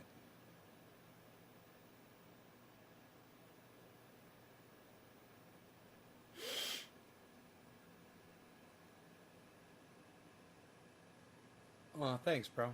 Appreciate it. Brianna. Trump election fraud investigation heads to grand jury. What's that all about? What? What? In Georgia? Today in Georgia, the case against the former president for violating election law goes before a grand jury. Oh, fuck! Election fraud against Donald Trump? I love it. That's hilarious. And Senator Murray with new reporting. What? I hope this guy... Please tell me this happens. Trump's efforts to overturn Georgia's election results. There's no way we lost Georgia. There's no way. Intensifying as grand juries convene in Fulton County today, offering the district attorney her first shot at seeking the subpoenas she warned were coming. What I was doing as a courtesy to people that I respect very much is simply putting them on notice that when a grand jury convened, which would be in March, that they could expect to receive subpoenas. At the heart of Fani Willis's investigation, the now infamous call between Trump and Georgia's Secretary of State. You're welcome, Vermont Red Smith. All I want to do is this. I just want to I used it on my feet this morning, too. 11,780 votes, which is one more than we have. Votes. Because we won the state. That call, just the starting point for Willis's probe. Obviously, it's been reported around the world, that phone call, and so we have said, yes, that is part of the investigation, but we're not narrowing it to that. Trump's recorded call with Raffensperger came after 18 other attempts by the Woo! White House to reach the Secretary of State's office, which legal experts say could help establish Trump's intentions. If people weren't being hurt over it, it would be comical. I wish people weren't being hurt over the presidency, but they are. And, Joe Biden comes in and he starts killing people too. It sucks, It fucking sucks. The repeated calls sort of start to tell the story that this was not again, an official trying to talk to another official about problems that he or she might see in an election. It's more about, how do I get to the place that I can win the race, and what do we have to do about it?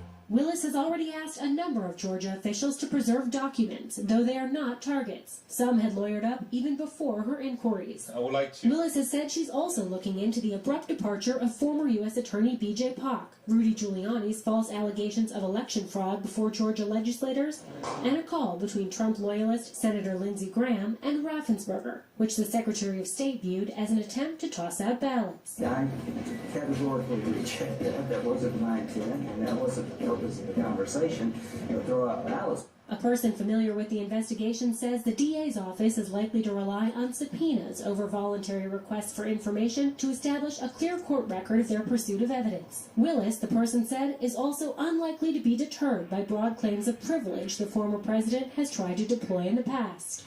Willis was quick to launch her Trump probe after taking office in January. My career has taught me, no matter the political pressure, just do what's right. As for when she'll decide whether to prosecute the former president, I'm in no rush, she tells the Get him, honey! Press. Get him! I love her! I love her! Now, Giuliani tells CNN he was just making the best case for his client, then President Trump, and any potential case against him would be a travesty and would be vindictive. Trump's team didn't comment for this story, but in the past, they've said that there was nothing wrong with then President Trump's call in Georgia. Back to you, Allison. Sarah Murray, thank you very much. Joining us now is CNN political analyst Maggie Haberman. She's a Washington correspondent for the New York Times. Holy shit! Maggie, great to see you. In addition to everything that Sarah just laid out, here are the criminal probes that are ongoing with Donald Trump. So there's the Manhattan DA probe of his finances, the Atlanta DA probe of the election schemes, the Georgia Secretary of State probe of that phone call, as Sarah just said, the D.C. Attorney General and D.C. U.S. Attorney General possible incitement of violence charge relating to the Capitol insurrection. And then there are also these civil suits. Congressman Thompson suing him, New York Attorney General investigation into the Trump Organization, E. Jean Carroll's defamation lawsuit regarding her rape charge, and Summer Zervos' defamation lawsuit regarding a sexual assault or harassment. So which one of these do you think Team Trump is most concerned about? So, Allison, there's one missing there, actually, two anyway, which are the suits, or the not suits, but the prosecutions, potential prosecutions related to the Trump Inaugural Committee, and those are taking place in at least two different venues. What worries them the most, look, it's still the one in Manhattan from Cy Vance, who, as we know, spent a lot of time and recently succeeded in getting the former president's tax returns, which were millions and millions of pages, which that office is going through. But that is one that goes at the heart of Donald Trump's business. In terms of the Georgia probe, the former president has repeatedly said, it was a perfect phone call. I know we've heard him say that before about other things. His lawyers have been, downplaying any potential probe as to how concerned they are. The Cy Vance investigation remains the one they are most focused on. And there is new reporting in the New York Times and the Washington Post, Maggie, about that investigation and a new focus, I don't know if it's new, on Allen Weisselberg. Now explain to us, remind us who he is, where he exists in Trump world, and why he might be such a valuable target for investigators. Sure. So Allen Weisselberg, remember, is the longtime financial gatekeeper at the Trump Organization, worked for Fred Trump, Donald Trump's father. Dude, can you believe spread out all of those fucking cases, and then Maggie Haberman chimes in and is like, oh, you left two off? Oh my God, dude, it's so fucking funny. Can we go back to that part, please? Please. Oh my God. Oh my God. Zervos' defamation lawsuit regarding a sexual assault or harassment. So which one of these do you think Team Trump is most concerned about? Here it is. So, Allison, there's one missing there, actually, two anyway, which are the suits, or not suits, but the prosecutions, potential prosecutions related to the Trump Inaugural Committee. And Dude, the Inaugural Committee, you gotta fucking love it, man. It's just, it doesn't get any better, man. There's so many cases against him. And people are like, no, dude, he's a good leader, man. Well, then how are people able to file all these fucking charges? It's all phony. It's all fake, dude. None of those are real, man. Those aren't real charges, bro. It's not even Biden, man. He's wearing a mask, man. It's Robert Kennedy Jr., bro. It's Robert Kennedy Jr., bro. Yo, dude, bro, he's doing us, bro. He's doing us, bro. Come out here, check it out, bro. I'm watching, dude. All right, bro, just checking. I know you're watching, bro. Are we still live? How many people are here? Nobody said anything for... You guys think I'm going to scream at you like I screamed at Stephen Running? No, Stephen Running said something really fucking stupid. That's why he got screamed at. I'm not going to scream at you guys. Are you still here? Oh, hey, Nick. Hi, buddy. Here, see, I'm not going to be mean. I promise y'all.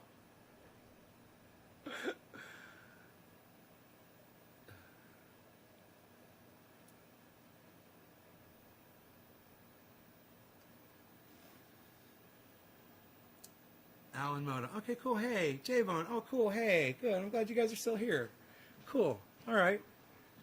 Euro, man. Euro. You're Euro. We're going to do a vortexing. We're going to do some vortexing. What? It's going to do a vortex. Hey, look at that. Hey, we're going to have a vortex here. Look at this. It's going to be so nice. It's going to be so special. We're going to make it special nice just for you. That's what we're gonna do. We're gonna make it special nice. We're gonna make it a special nice. We're gonna make it special nice. I just want you a ham and a hand. Ham and a ham and a hand. What a beautiful view.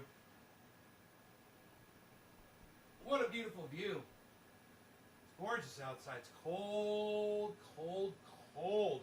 Snow still all over the ground down there. But for the most part, the dangerous snow is gone and it's dried up. That's the best kind of fucking snow, man. You can get up snow, there's snow, you can fucking get around some snow, whatever. But then there's plenty of dry area. You're not going to get all muddy and disgusting for fucking playing in the snow a little bit.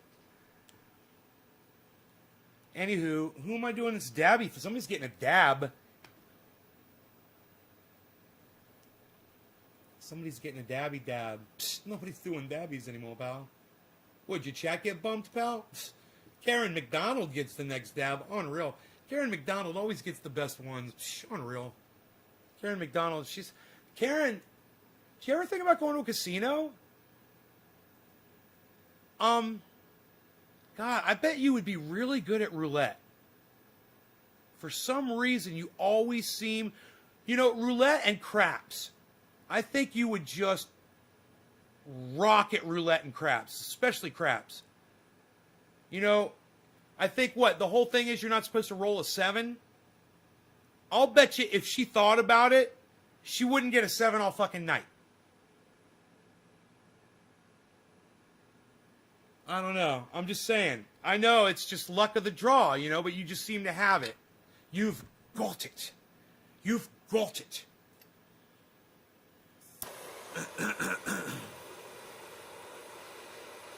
Him and a him and a him and a hand, him and a him and a hand, him and a him and a him and a him and a him and a him and a hey.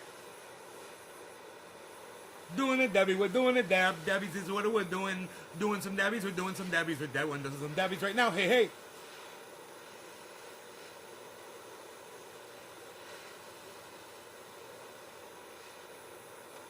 Sorry, GG4, not... Oh, Gorilla Glue 4. I know that one. That's a good one.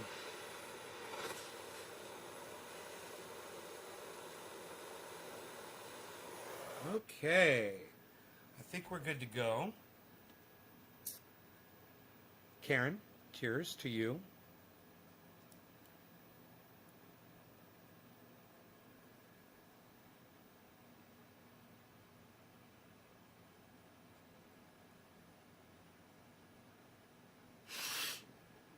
Are we ready for vortexing? Are we gonna do a little vortex? What? Shut up, you. You're no good with your freaking vortex.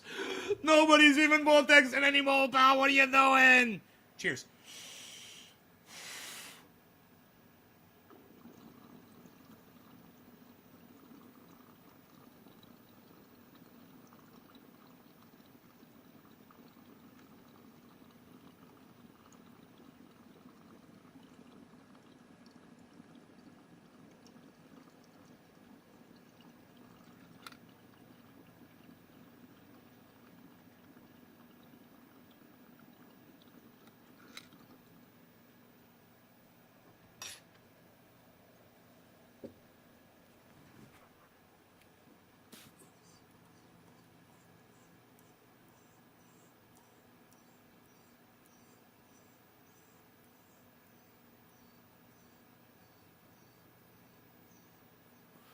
This is super glue.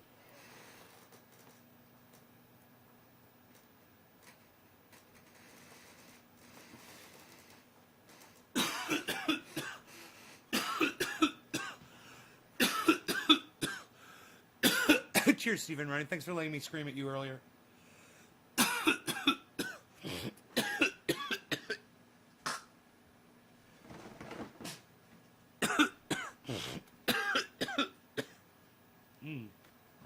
It's fun to scream about stupid shit, man. Oh, God.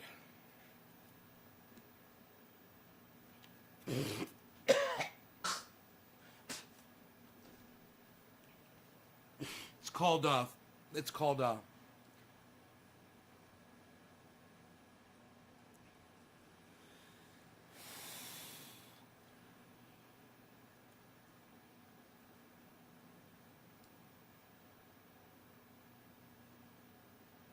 here, let me do, oh, I don't know where my phone is. Oh, it's right here. Let me do this.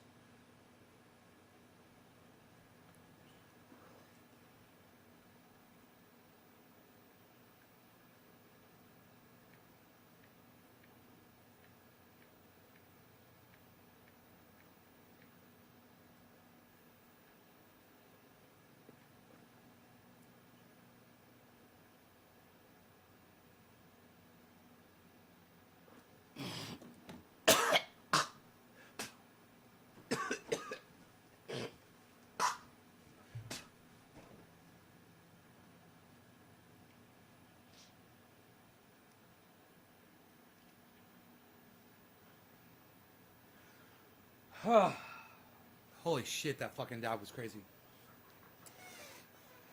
It's like feigning offense when I'm getting mad that you made a comment about millionaires, and I'm acting like I'm offended because I'm a million. It's just so fucking pompous and stupid and silly. You know, I thought that was hilarious. How dare you say bad things about millionaires?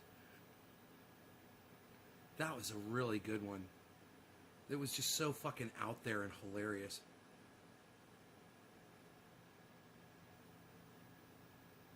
And you're like, sorry. I'm like, it's all right. Oh, man. I wish we could just go back instantly and watch those. Nobody yells at people good anymore, pal. Psh, unreal.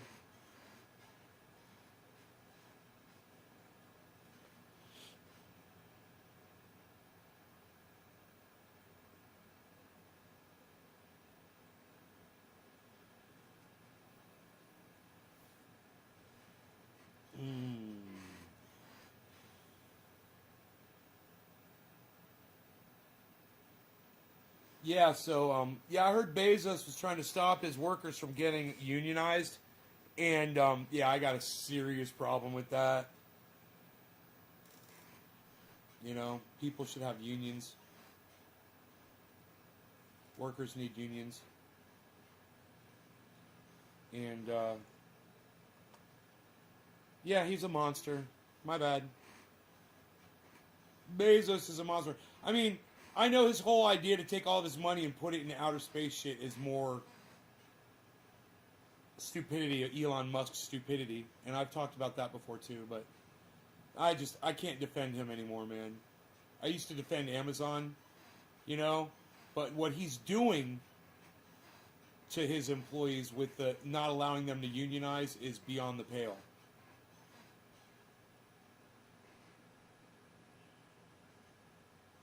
Do my fingers hurt? No, you know what's funny about that? The trick to shredding like a boss is to barely touch the strings. The lighter and easier you do everything, my problem is I strain and I tense and I stress and I press and I dig. That's the exact opposite. Go watch Yngwie Malmsteen playing guitar. Go watch his fingers and see what he's doing when he plays. Go watch Randy Rhoads. Go watch an old Randy Rhoads guitar solo and watch him play. You know, go watch Eric Johnson.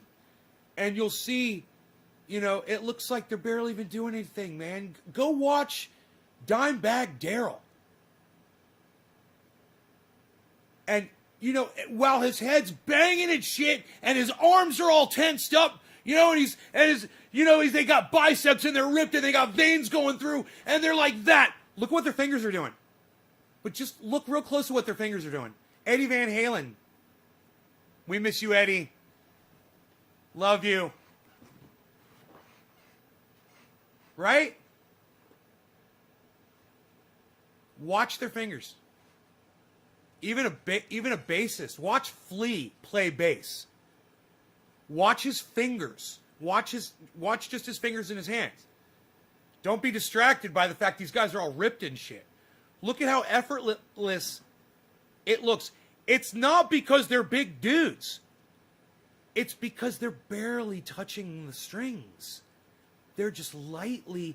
Watch Primus. Watch the guitar player and the bass player for Primus. Watch a great drummer.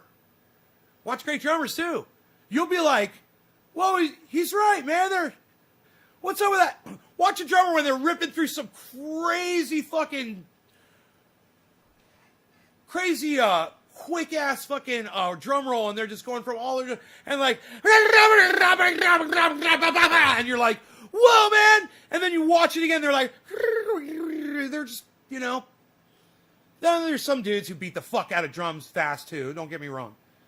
But you'll find that that level of expertise on almost any instrument is actually someone learning to back off and not dig in. And when you'll get that, you won't get the arthritis like I get. And you'll be able to do it more and more and more and more. That's why I was like, I wanted to pick up my guitar and keep playing and try to figure out how I was doing that.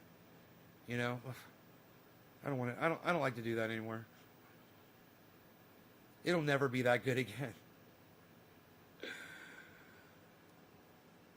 seems more precise. Yeah. If you try to do something too hard, all you got to do is not try so hard. Let me give you an example. Wheeling a motorcycle. You know, it turns out wheeling a motorcycle, all you got to do is really not try. That's the trick. A motorcycle really wants to wheelie, man.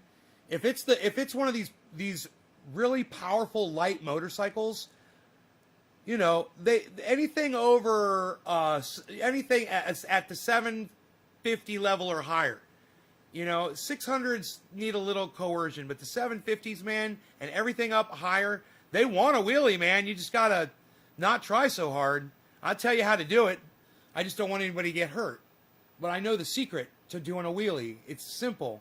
It's the easiest thing. It's exactly what we're talking about. It relates exactly to playing guitar. So if you want to do a wheelie, you just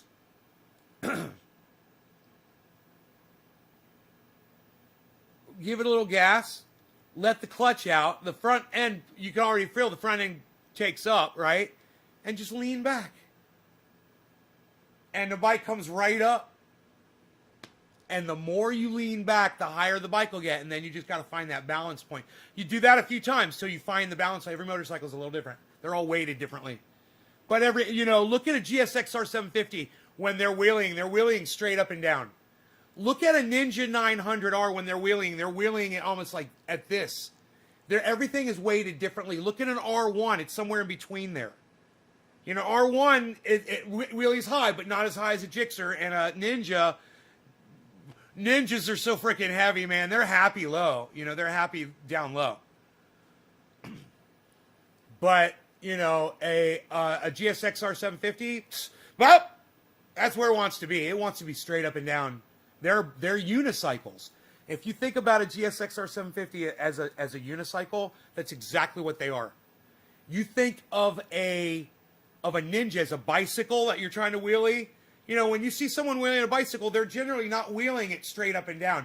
They're generally wheeling it out in front of them. It's the same thing. You don't believe me when I say I can wheelie? Really? Shit, dude, I got a picture somewhere. I wonder where it is. downstairs in my recording studio. Man, I think I got a photograph of me on my Ninja. Here.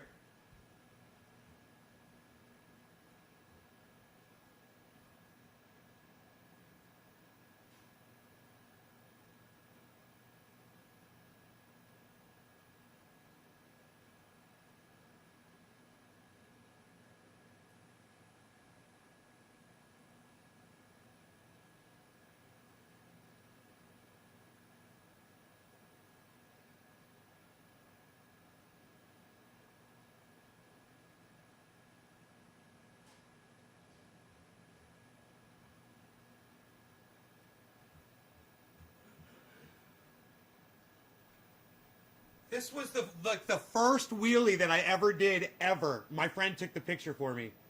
It's like I was just learning how to wheelie when I took that picture.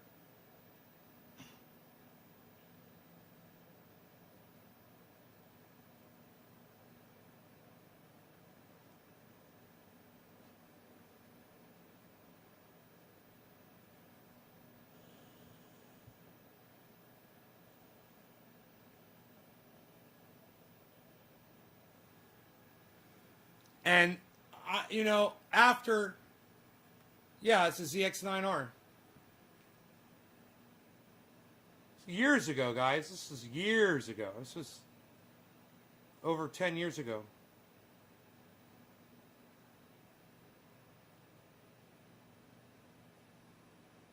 I think it says 9R on the side right there. Right?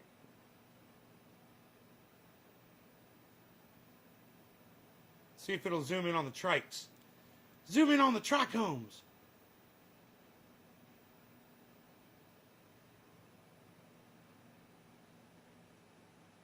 Yeah, 9R.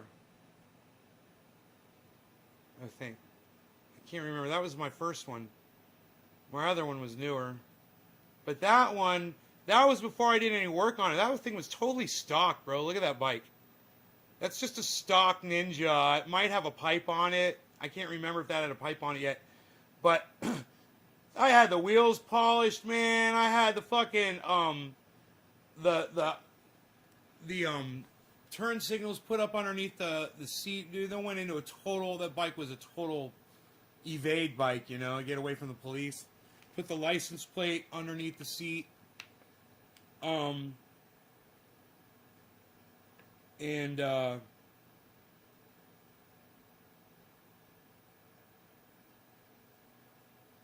dude, whatever happened to that motorcycle?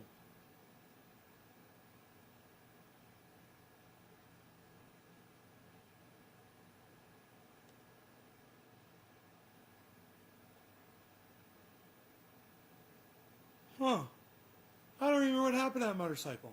Isn't that weird?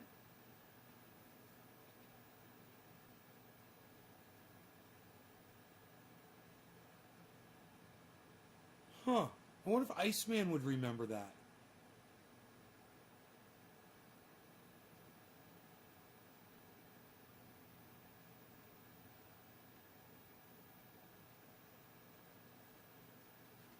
Yeah, man, I love that bike, but I got a newer one than that. I got like that was like a 99. I got like a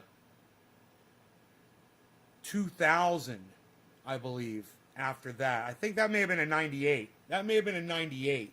And then I bought a 2000, which was set up more like an R1. You know, the 2000 Ninja was set up way different than the 98.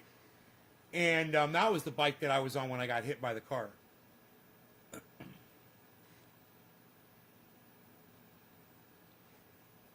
Oh, you flip your tag like James Bond. That's hilarious. Yep. Yeah, when I bought this bike, it had a kill switch on the whole light system. It came, it wasn't completely stock, I remember. I got it at the auto auction. And it had a fucking red button on it, and if you hit it, it would turn all the lights off on the bike. That was aftermarket that somebody installed.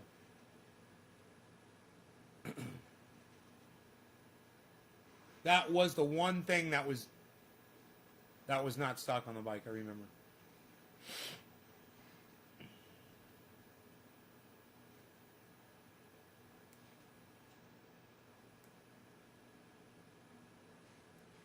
I wrecked it like the first day I had it. I wrecked it again like a week later. And then I learned how to ride. That was all right. You know, wrecking a street bike is not fun, man.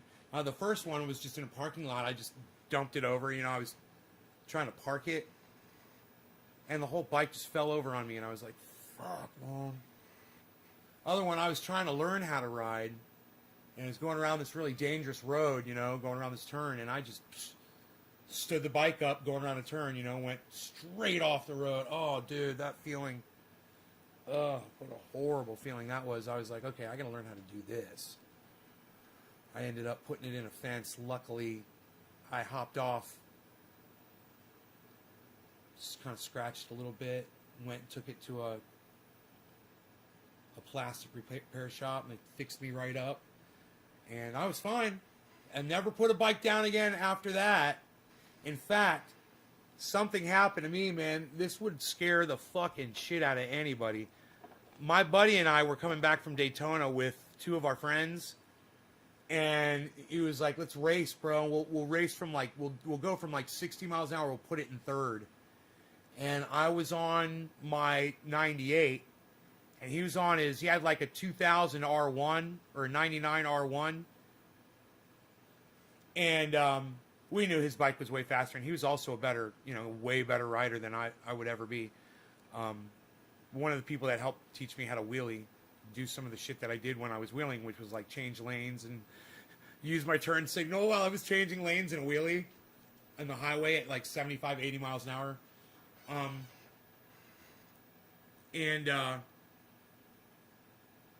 He's like, we were talking to each other on the, we had communicators in the helmets, you know, we could all talk to each other.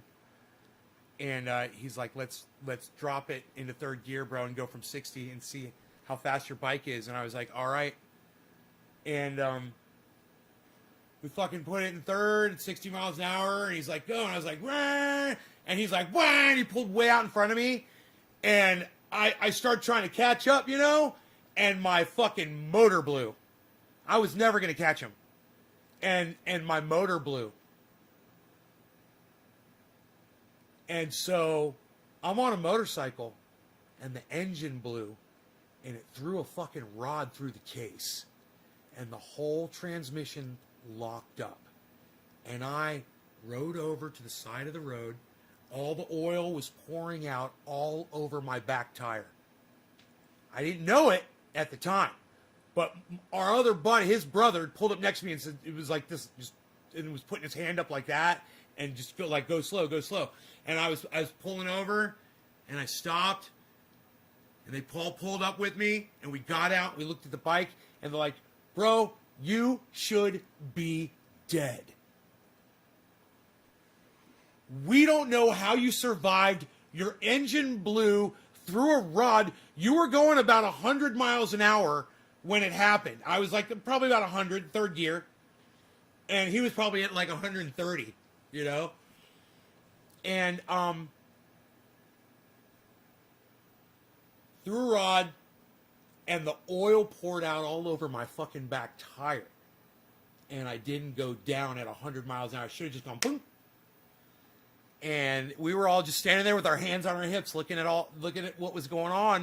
And we called somebody, you know, they came, they picked up the bike, and it was just, oh God. No, they did stoppies. I never got that far, luckily. No, my buddies all did stoppies. The guy that I was racing that day, him and his brother, they did stoppies all the fucking time. And another guy that we rode with named Mike, he had a super motard, and he used to do stoppies on that motherfucker. He had all kinds of bikes, but that was like what he liked to ride out. It's like an enduro, but he had street tires on it, like smooth street tires. Oh, he could do anything on that fucker. So they would stand on their seats and Superman down the road, bro, like it was nothing. They'd drop back down on their seat. I would never do that shit. Oh, fuck that shit. I would just do wheelies. That was it. They made me look like a noob on the road, all the guys I rode with. I just wouldn't do it, man. I was like, I ain't fucking, I'm not doing it. And plus the first Ninja I had, it was so heavy, man. I wasn't gonna try to. I did one by accident once. You know, I didn't mean to. It scared the fucking shit out of me. My whole bike went up and went over to the left, you know, and it stopped, and I was okay. And I got my feet down on the ground, and I was like, oh my God, you know, I had to stop really quick for something, and I didn't hit the rear brake in time. But that didn't get me over the fear of doing it, that's for sure. My buddies used to ride stoppies. They'd get going 30 miles an hour right in front of you. We'd be parked, and they would lock up their front brakes and ride a stoppie right in front of all of us, and then drop it down. They would do burnouts. We used to go to Hooters in Daytona for Bike Week, and they would have burnout competitions in the parking lot. We used to have so much fun on those bikes. It was a lot of fun hanging out. There was this place called Chappie's in Orlando. Not Chappie's. Chappie's is a late night bar in Orlando. Cappy's. It was a sub shop. They're closed now, I'm pretty sure. But they had great subs. And all the motorcyclists on Thursday night used to go there and hang out. And that was my buddy. Remember that I said his brother pulled up next to me and said to pull over? That brother, he had his girlfriend on the back of their motorcycle. He had V-twin. And they pulled out of the parking lot. He pulled up a wheelie with her on the back. And they were riding out. And he fucking lost it. Went over backwards with her on the back. You know, luckily, she got hurt, but not bad. You know, they were wearing leathers and jacket and everything. He was fine. And happened in front of 400 or 500 people. You know? It's so embarrassing. That's why I'm not saying any names. You know who you are. You people.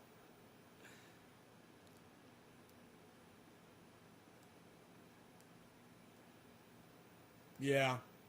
Tell me I never done a fucking wheelie before, motherfucker. I'll pull a goddamn photograph out. I was in a goddamn stunt video. That, you can look him up.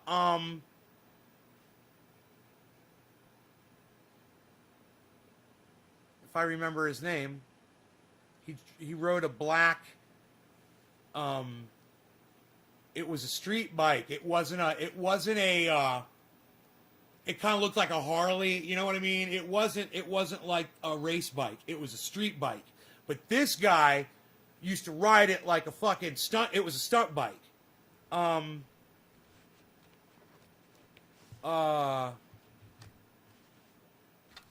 know what's funny is I went to high school with these kids, brother and sister, and they had the same last name as this guy, stunt guy. I can't think of any three of them right now. Their names, their last name. It was I want to say, Jesus Christ.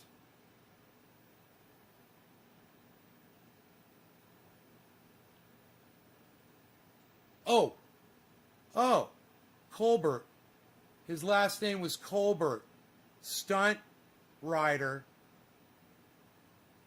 No, it wasn't on a Buell. No.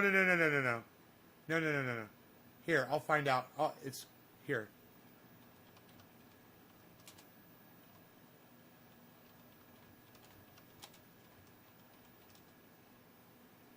It's Todd Colbert.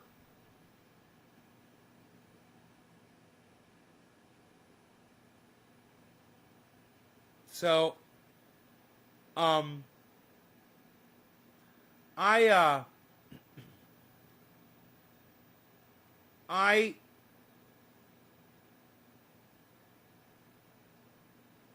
was invited to hang out on a shoot. They wanted me to be one of the they were going to be riding with a whole bunch of motorcycles for a shot. They just needed me for one shot. You know, they were going to be riding a bunch of motorcycles and an airplane was going to fucking take off behind the motorcycles. And they wanted to get a whole line of motorcycles. So we all did that. We came out for that, but then they decided to use us for a whole bunch of other cuts too that we didn't know. they got a video of me just riding a wheelie, and it's at the very beginning, and it's when I was riding them way higher than this, and it was at the beginning of the stunt video. You just see me coming at the camera for 1 second. It's like literally like 1 or 2 seconds of video of me riding a wheelie, but you could totally see my green helmet, my green jacket, and my blue shield, my bike, and everything. It's fucking bad. It's in a Todd Colbert stunt video. I'm at the beginning of it. But anyway, I'll show you a little bit if I can. Hopefully I won't get in trouble for showing you a little bit of one of his stunt videos. But he used to do fucking these badass burnouts and shit. He was friends with my friend that I was racing on the highway that day. He used to work at a motorcycle shop. And so, you know, he used to meet all these guys and shit.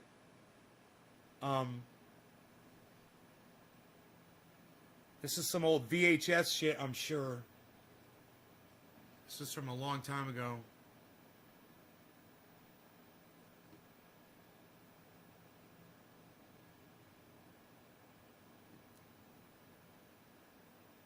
All riders are professionals. We're filmed in controlled environments. Team Extreme. Todd Colbert.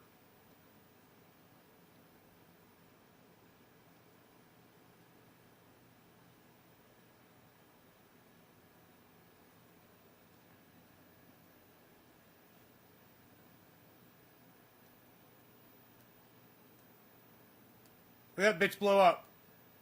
See, that's what happened to me. The motorcycle blew up and I was on it while I was going 100 miles an hour. That's fucking crazy. And you know what the thing about Todd was? He was really, really nice, man. He's really like down-to-earth, cool guy. He was so cool to hang out with and talk to. He was just like every one of the guys, just hanging out, laughing and shit. The whole day it was all about him, and he didn't act like that at all, man. He's just so humble and nice. And you can see all the people that come out to see him do what he does, you know. He loves the fans and shit. See, Suzuki, check that out. See, that's the Gixxer. When a Gixxer goes up, it goes almost straight up and down. Watch, I'll show you. Here it is, look. See how that bike's almost straight up and down? Almost on the top tire's almost right over. Look how far lean back he is on that motorcycle. And that's where a Suzuki GSX-R 750 likes to sit. You can climb way back on them, and they're like unicycles. But there's the Gixxer right there in action.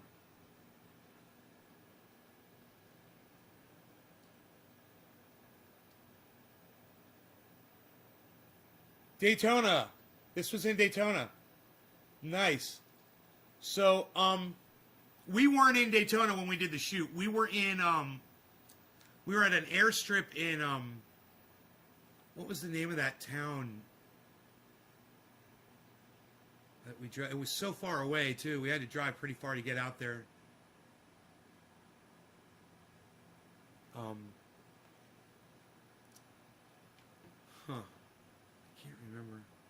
They touched he's touching the, touching the fairing on the front just to show how leaned over he is.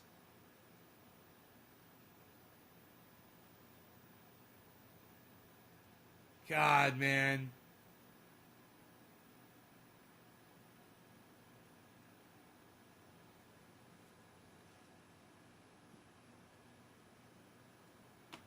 Dude, what the fuck was that? Dude, that was a stoppie, guys. That was on the front tire. Did you see that? That's a stoppie. That's fucking crazy.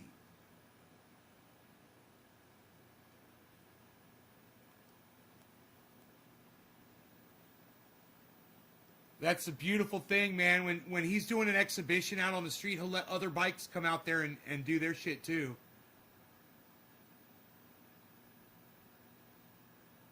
Look at that.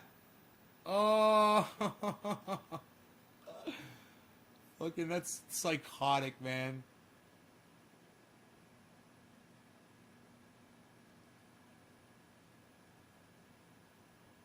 And he brings his girl, and she rides all kinds of crazy positions on the bike with him too. And she does all kinds of stunt stuff. There you go. There you go. There you go. That's the two of them together. Isn't that great? Man.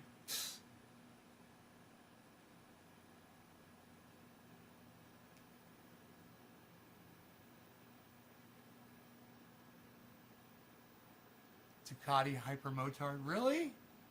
Seen people panic while doing stopping and pull the front brake too hard. Man, face first and outside. So crazy.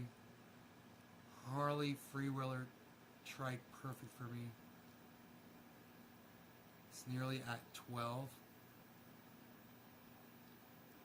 Why is the video upside down? Share 3. What do you mean the video? Dude, did I have the video upside down all that time? Dude, did I have the video upside down? I'm sorry, I didn't realize. I hit the wrong button, and I didn't look at it. Oh, man, my bad, guys. Oh, it was right? Oh, cool, cool. Good. Whew. Oh, I'm so glad I showed it correctly. I just flipped it backwards. Yeah, I just flipped it backwards for copyright. I didn't want to have to get Todd pissed off that I was using his material. Todd, I'm not trying to make money off your video. Just letting people know about you. I wonder if he's still doing his thing.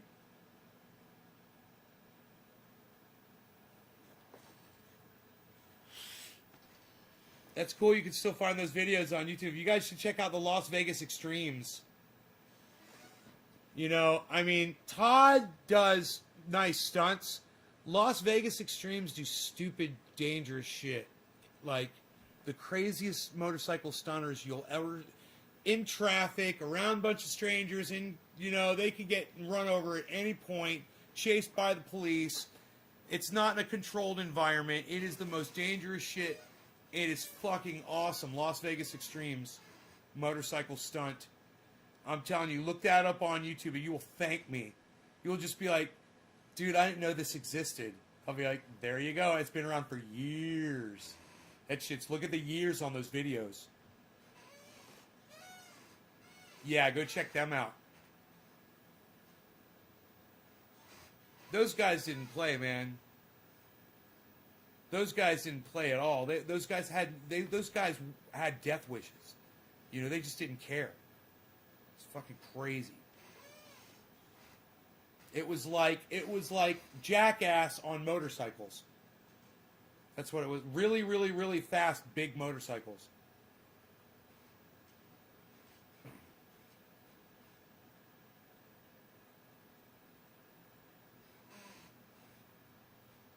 But anyway, one thing I didn't tell you was at the end of Todd Colbert's video, I'm featured at the very end of the video. It's like I'm doing one of my little voices. I'm like, oh, look at all the little police officer want to see the motorcycles, but he can't. Oh, I'm like making a mock of a police officer that was watching Todd do all these stunts. You know, it was on private property on an airstrip, and a cop had just pulled up and was just watching the motorcycles. And I did that little voice, and they show me at the end of the fucking stunt video. Doing my stupid fucking voice. With short hair, and I'm fat. I'm wearing glasses, I think.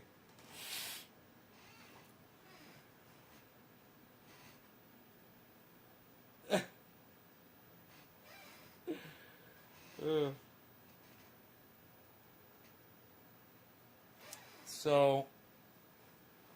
yeah, some of my friends are in that stunt video, too. The ones that I was talking about. And some of my other friends are in that video, too. One of them wrecked that day. It's on video. There was another one where there's one guy's motorcycle, another guy that was riding with us. I can't remember his name. But he was riding with us, and he was Supermaning. He was one of the few guys that did that. And he was Supermaning on the airstrip.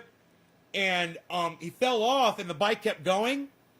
And my other friend that had wrecked, or wrecked later, I can't remember. Him and another guy pulled up on their motorcycles and guided that guy's motorcycle into the grass so it fell in the grass and didn't get all scratched up on the pavement. It's pretty fucking like fucking cowboys, man. These guys, like, they fucking have no fear, man. It's fucking so funny to watch what they do. I'm like kind of just hanging out because I'm friends with them all, but back then I didn't use cannabis either. That was in the 5 years I took a break. And I was riding motorcycles with these crazy guys. I met him from going to the motorcycle shop. I just kept going to the motorcycle shop, and then that guy, he's like, you know, we all meet up on Thursdays. I was like, oh, really? I was like, cool, man. He's like, yeah, if you want to ride with us, bro, meet us up there on Thursday and take off with us, because then we all go for a ride after we meet up. And I'm like, cool, man. So I showed up, and he introduced me to, you know, I'd already met his brother, and then he introduced me to some other guys. And we started riding together. And then one day he says, hey, man, you want to come hang out at our house? We're having a cookout, man. My whole family's going to be there. It's just, we're roasting a pig. I was like, yeah, man. And I started hanging out, going to their house. And it was just so cool, man. They're really nice people. Yeah, their pig roast was amazing. You know, fucking awesome. They roast a pig right in the backyard, man. A whole pig on a steak with an apple in its mouth. What's with the apple? Why do they put an apple in a pig's mouth? Why do they put an apple in a pig's mouth when they roast it? I do not know. I do not know.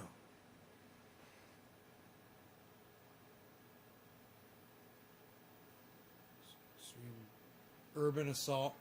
J-Bone's watching Las Vegas Extreme Urban Assault right now. Dude, are you laughing your ass off yet? Those guys are the best, man. You'll laugh because it's so much fun what you watch those guys do. Oh, and they clown each other. They prank each other, man. They don't give a fuck, dude. Like I said, like Jackass, man. They're hilarious. Dude, they will bring a motorcycle inside a house and fire that bitch up. Yeah. Yep. All of them are, bro. All those guys are sick. They'll put tuxedos on, man, and go do wheelies down the freeway in front of cars. In tuxedos and shit. Man. They try. It's so funny, man. It's just they're so funny. They have a whole lifestyle. It's like surfers, but without the surfboards. It's just crazy.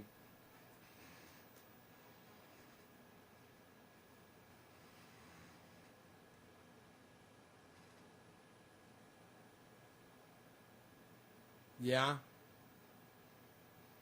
That's their thing, man. The tuxedo's their thing. Dude, they'll put on a tuxedo and do stoppies and shit, man. It's fucking great.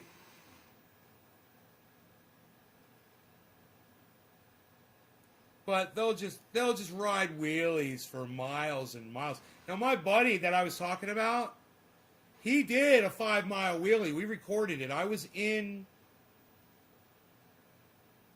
think I was in the car.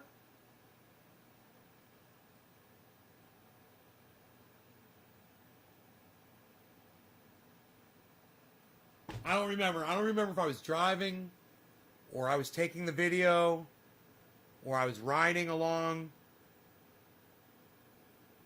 But he did a 5-mile wheelie. He went longer than 5 miles, I believe. My buddy. And we got it all on video.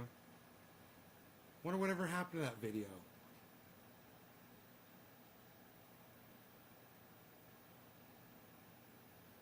I should ask him, man. I should try to contact him and see. Fucking 5-mile wheelie, bro. That's something to watch, dude. A 5-mile wheelie is something to watch. And it goes pretty fast.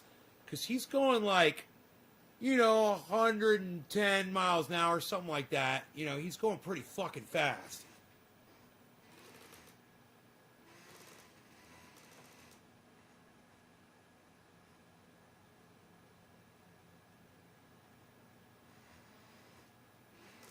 He could probably do it in any gear, you know?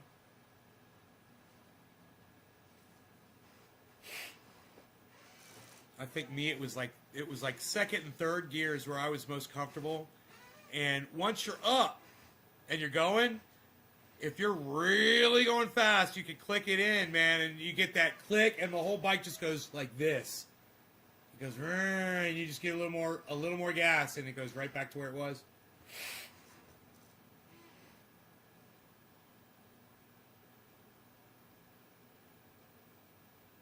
The old school sports bikes videos too, yeah.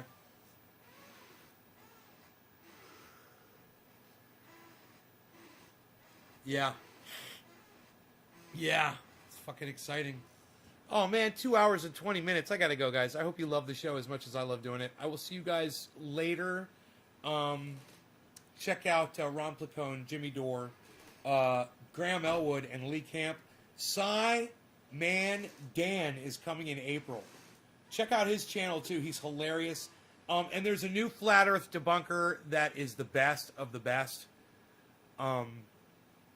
He's got the best fucking snark that I've ever seen, man. This guy, he'll just kill you, man. You got to see him.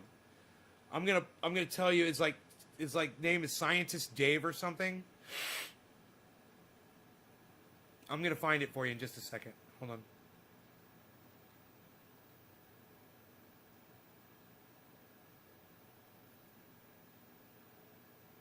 Professor Dave. You guys check out Professor Dave. Here, you want to debunk a flat earther? Watch this. Watch this video. I'm going to play. Hey everyone, so you may remember the 10 challenges I offered to flat earthers a couple of months ago, and it's been very amusing watching them run around like chickens with their heads cut off, making pathetic response videos where they puff up their chests and bark at each other for hours without actually responding to any of the challenges. Memorizing the names of logical fallacies and shouting them at random sure seems like a lot of fun, but it's not a working map, or a model that shows the seasons with night and day, or a legitimate response to anything whatsoever. So at this point, I think it's safe to say that they've thrown in the towel. Of course, there is no need to follow up after such an annihilation, and I did not intend to, but now I find myself quarantined because of the coronavirus, with no access to YouTube Studios and no way to make my regular content. So, you lucky little flurf balls, I'm back for more. Here's what's gonna happen now. Since my 10 challenges made your heads explode, and none of you have the mental capacity to make a map or a model, even at a middle school level, I figured I would dumb it down for you even more. It's very easy to think of things that single-handedly obliterate the flat earth illusion, like, say, the existence of gravity, but you're so thoroughly science illiterate that you just shout, "Gravity doesn't exist," and pretend that this is not a stupid thing to say. So instead, let's try some proofs that have nothing to do with science at all. There is no challenge. There is no prerequisite information. You just have to listen, acknowledge that the logic is airtight, and then cry yourself to sleep. Dude, isn't he fucking hilarious? This guy, I can't get enough of this right here. I just, it's so good. He's so hilarious. Professor Dave Explains. He's got 1.22 million subscribers. So I'm probably going to get in trouble for telling my pathetic, tiny little audience about this guy because I'm promoting him. But YouTube does suck my dick. But please, please, please subscribe to this guy's channel. He's hilarious. And I want you guys to have this ammunition for a flat earther. The next time you come across a flat earther, propose this question to them. Are you ready? Here comes one now. What is this object? It's the moon. We've all seen the moon. We've seen it many times. Look at all of these pictures of the moon. What do they have in common? They all show precisely the same features. We all see the same face of the moon. It doesn't change from night to night, and it doesn't change throughout the night. There is no denying this. You can't shout CGI. You can't cry conspiracy. It's the moon. We can all see it with our own eyeballs. It's there, and it always looks like this. Now let's place the moon above a flat disk and let it float around in the little magic circles you like to imagine. If the Earth was flat, would we all see the same face of the moon? Here is someone standing in one spot looking at the moon. They see this. Here is someone standing in another spot looking at the same moon. They see this too. And this person. And this person. You get the idea. So is this possible? No, because that's not how objects work. People on the opposite sides of an object can't see the same face of the object. Go get two of your little buddies and have them stand on opposite sides of you. Can they both see the front of your face at once? No. A spherical moon over a flat Earth is not consistent with reality at all. So is it two-dimensional with the same face on both sides? Then anyone but these two people would see a different shape. So no. Is it pointing down like a spotlight? Then it would change shape as it passes by and only appear circular when directly overhead. So no. Is there any way we can make this work on a flat Earth? No, there is not. So how, pray tell, do all people see the same face of the moon? Because Earth is a sphere and the moon goes around the Earth. It is tidally locked with the Earth, with one face always pointing towards the Earth. That's why everyone sees the same face of the moon, and that's the only way that everyone can see the same face of the moon. And guess what? The direction the moon is pointing even correlates with the observer's latitude. Isn't that something? Whether at the North Pole, South Pole, or anywhere in between, the orientation of the face of the moon that we all see will reveal your latitude on the spherical Earth. Pretty neat, huh? Maybe one day you'll save up enough allowance that you can leave your mom's basement and see the moon from another part of the world. So, my precious little learners, do you now see how pathetically fragile the flat Earth delusion is? Of all the hundreds of individual isolated phenomena that rip it to shreds like it was made of paper mache, some of them don't even require an ounce of scientific knowledge. They just require that you can think with your brain for 5 full seconds. For today's conclusive proof, we didn't have to talk about physics, or astronomy, or space travel. We didn't have to do any math. There were no equations for you to misunderstand, or numbers for you to lie about. We just did a little bit of critical thinking. Numbers for you to so lie now about! You can see how people figured out that the Earth is round thousands of years ago, before science even existed, because they weren't stupid. They had access to basic logic, and were able to comprehend simple proofs like this one, of which there are dozens. Just like you, they didn't know anything about gravity, or forces, or cosmology. And just like you, they had no idea what the moon is, or what the sun is, or what the stars are. And they figured it out all the same, because they didn't have to know what these objects are. They just had fully functional brains and a basic capacity for spatial reasoning. So before you go and spew some emoji-laden nonsense in the comment section, take a moment to reflect and admit to yourself that what we went over here today is irrefutable. There is no way around it. Your usual windings of conspiracy and CGI have no place here. There is no science for you to blatantly deny. It's just basic logic that even a toddler could understand. If you can't wrap your head around this, there truly is no hope for you. So take a deep breath, let the facts in, and push the delusion out. Have a nice day. Dude, he's so acidic. He's so fucking mean, and I love it. He's like, he says it. He says what you want to say to people, and he gets away with it. You know, with that many people, that many followers he's got on YouTube, he's allowed to do what he does. Oh, he just does it right, you know? He gets the sentiment out there. He gets the sentiment out there without the punishment. I love that. All right, you guys, take care. Check him out, all right? That guy is fucking awesome. Bye, everybody. I'll see you this afternoon. Maybe, or something. I don't know. Possibly. Maybe not. No. Yeah, I don't know. I'll see you.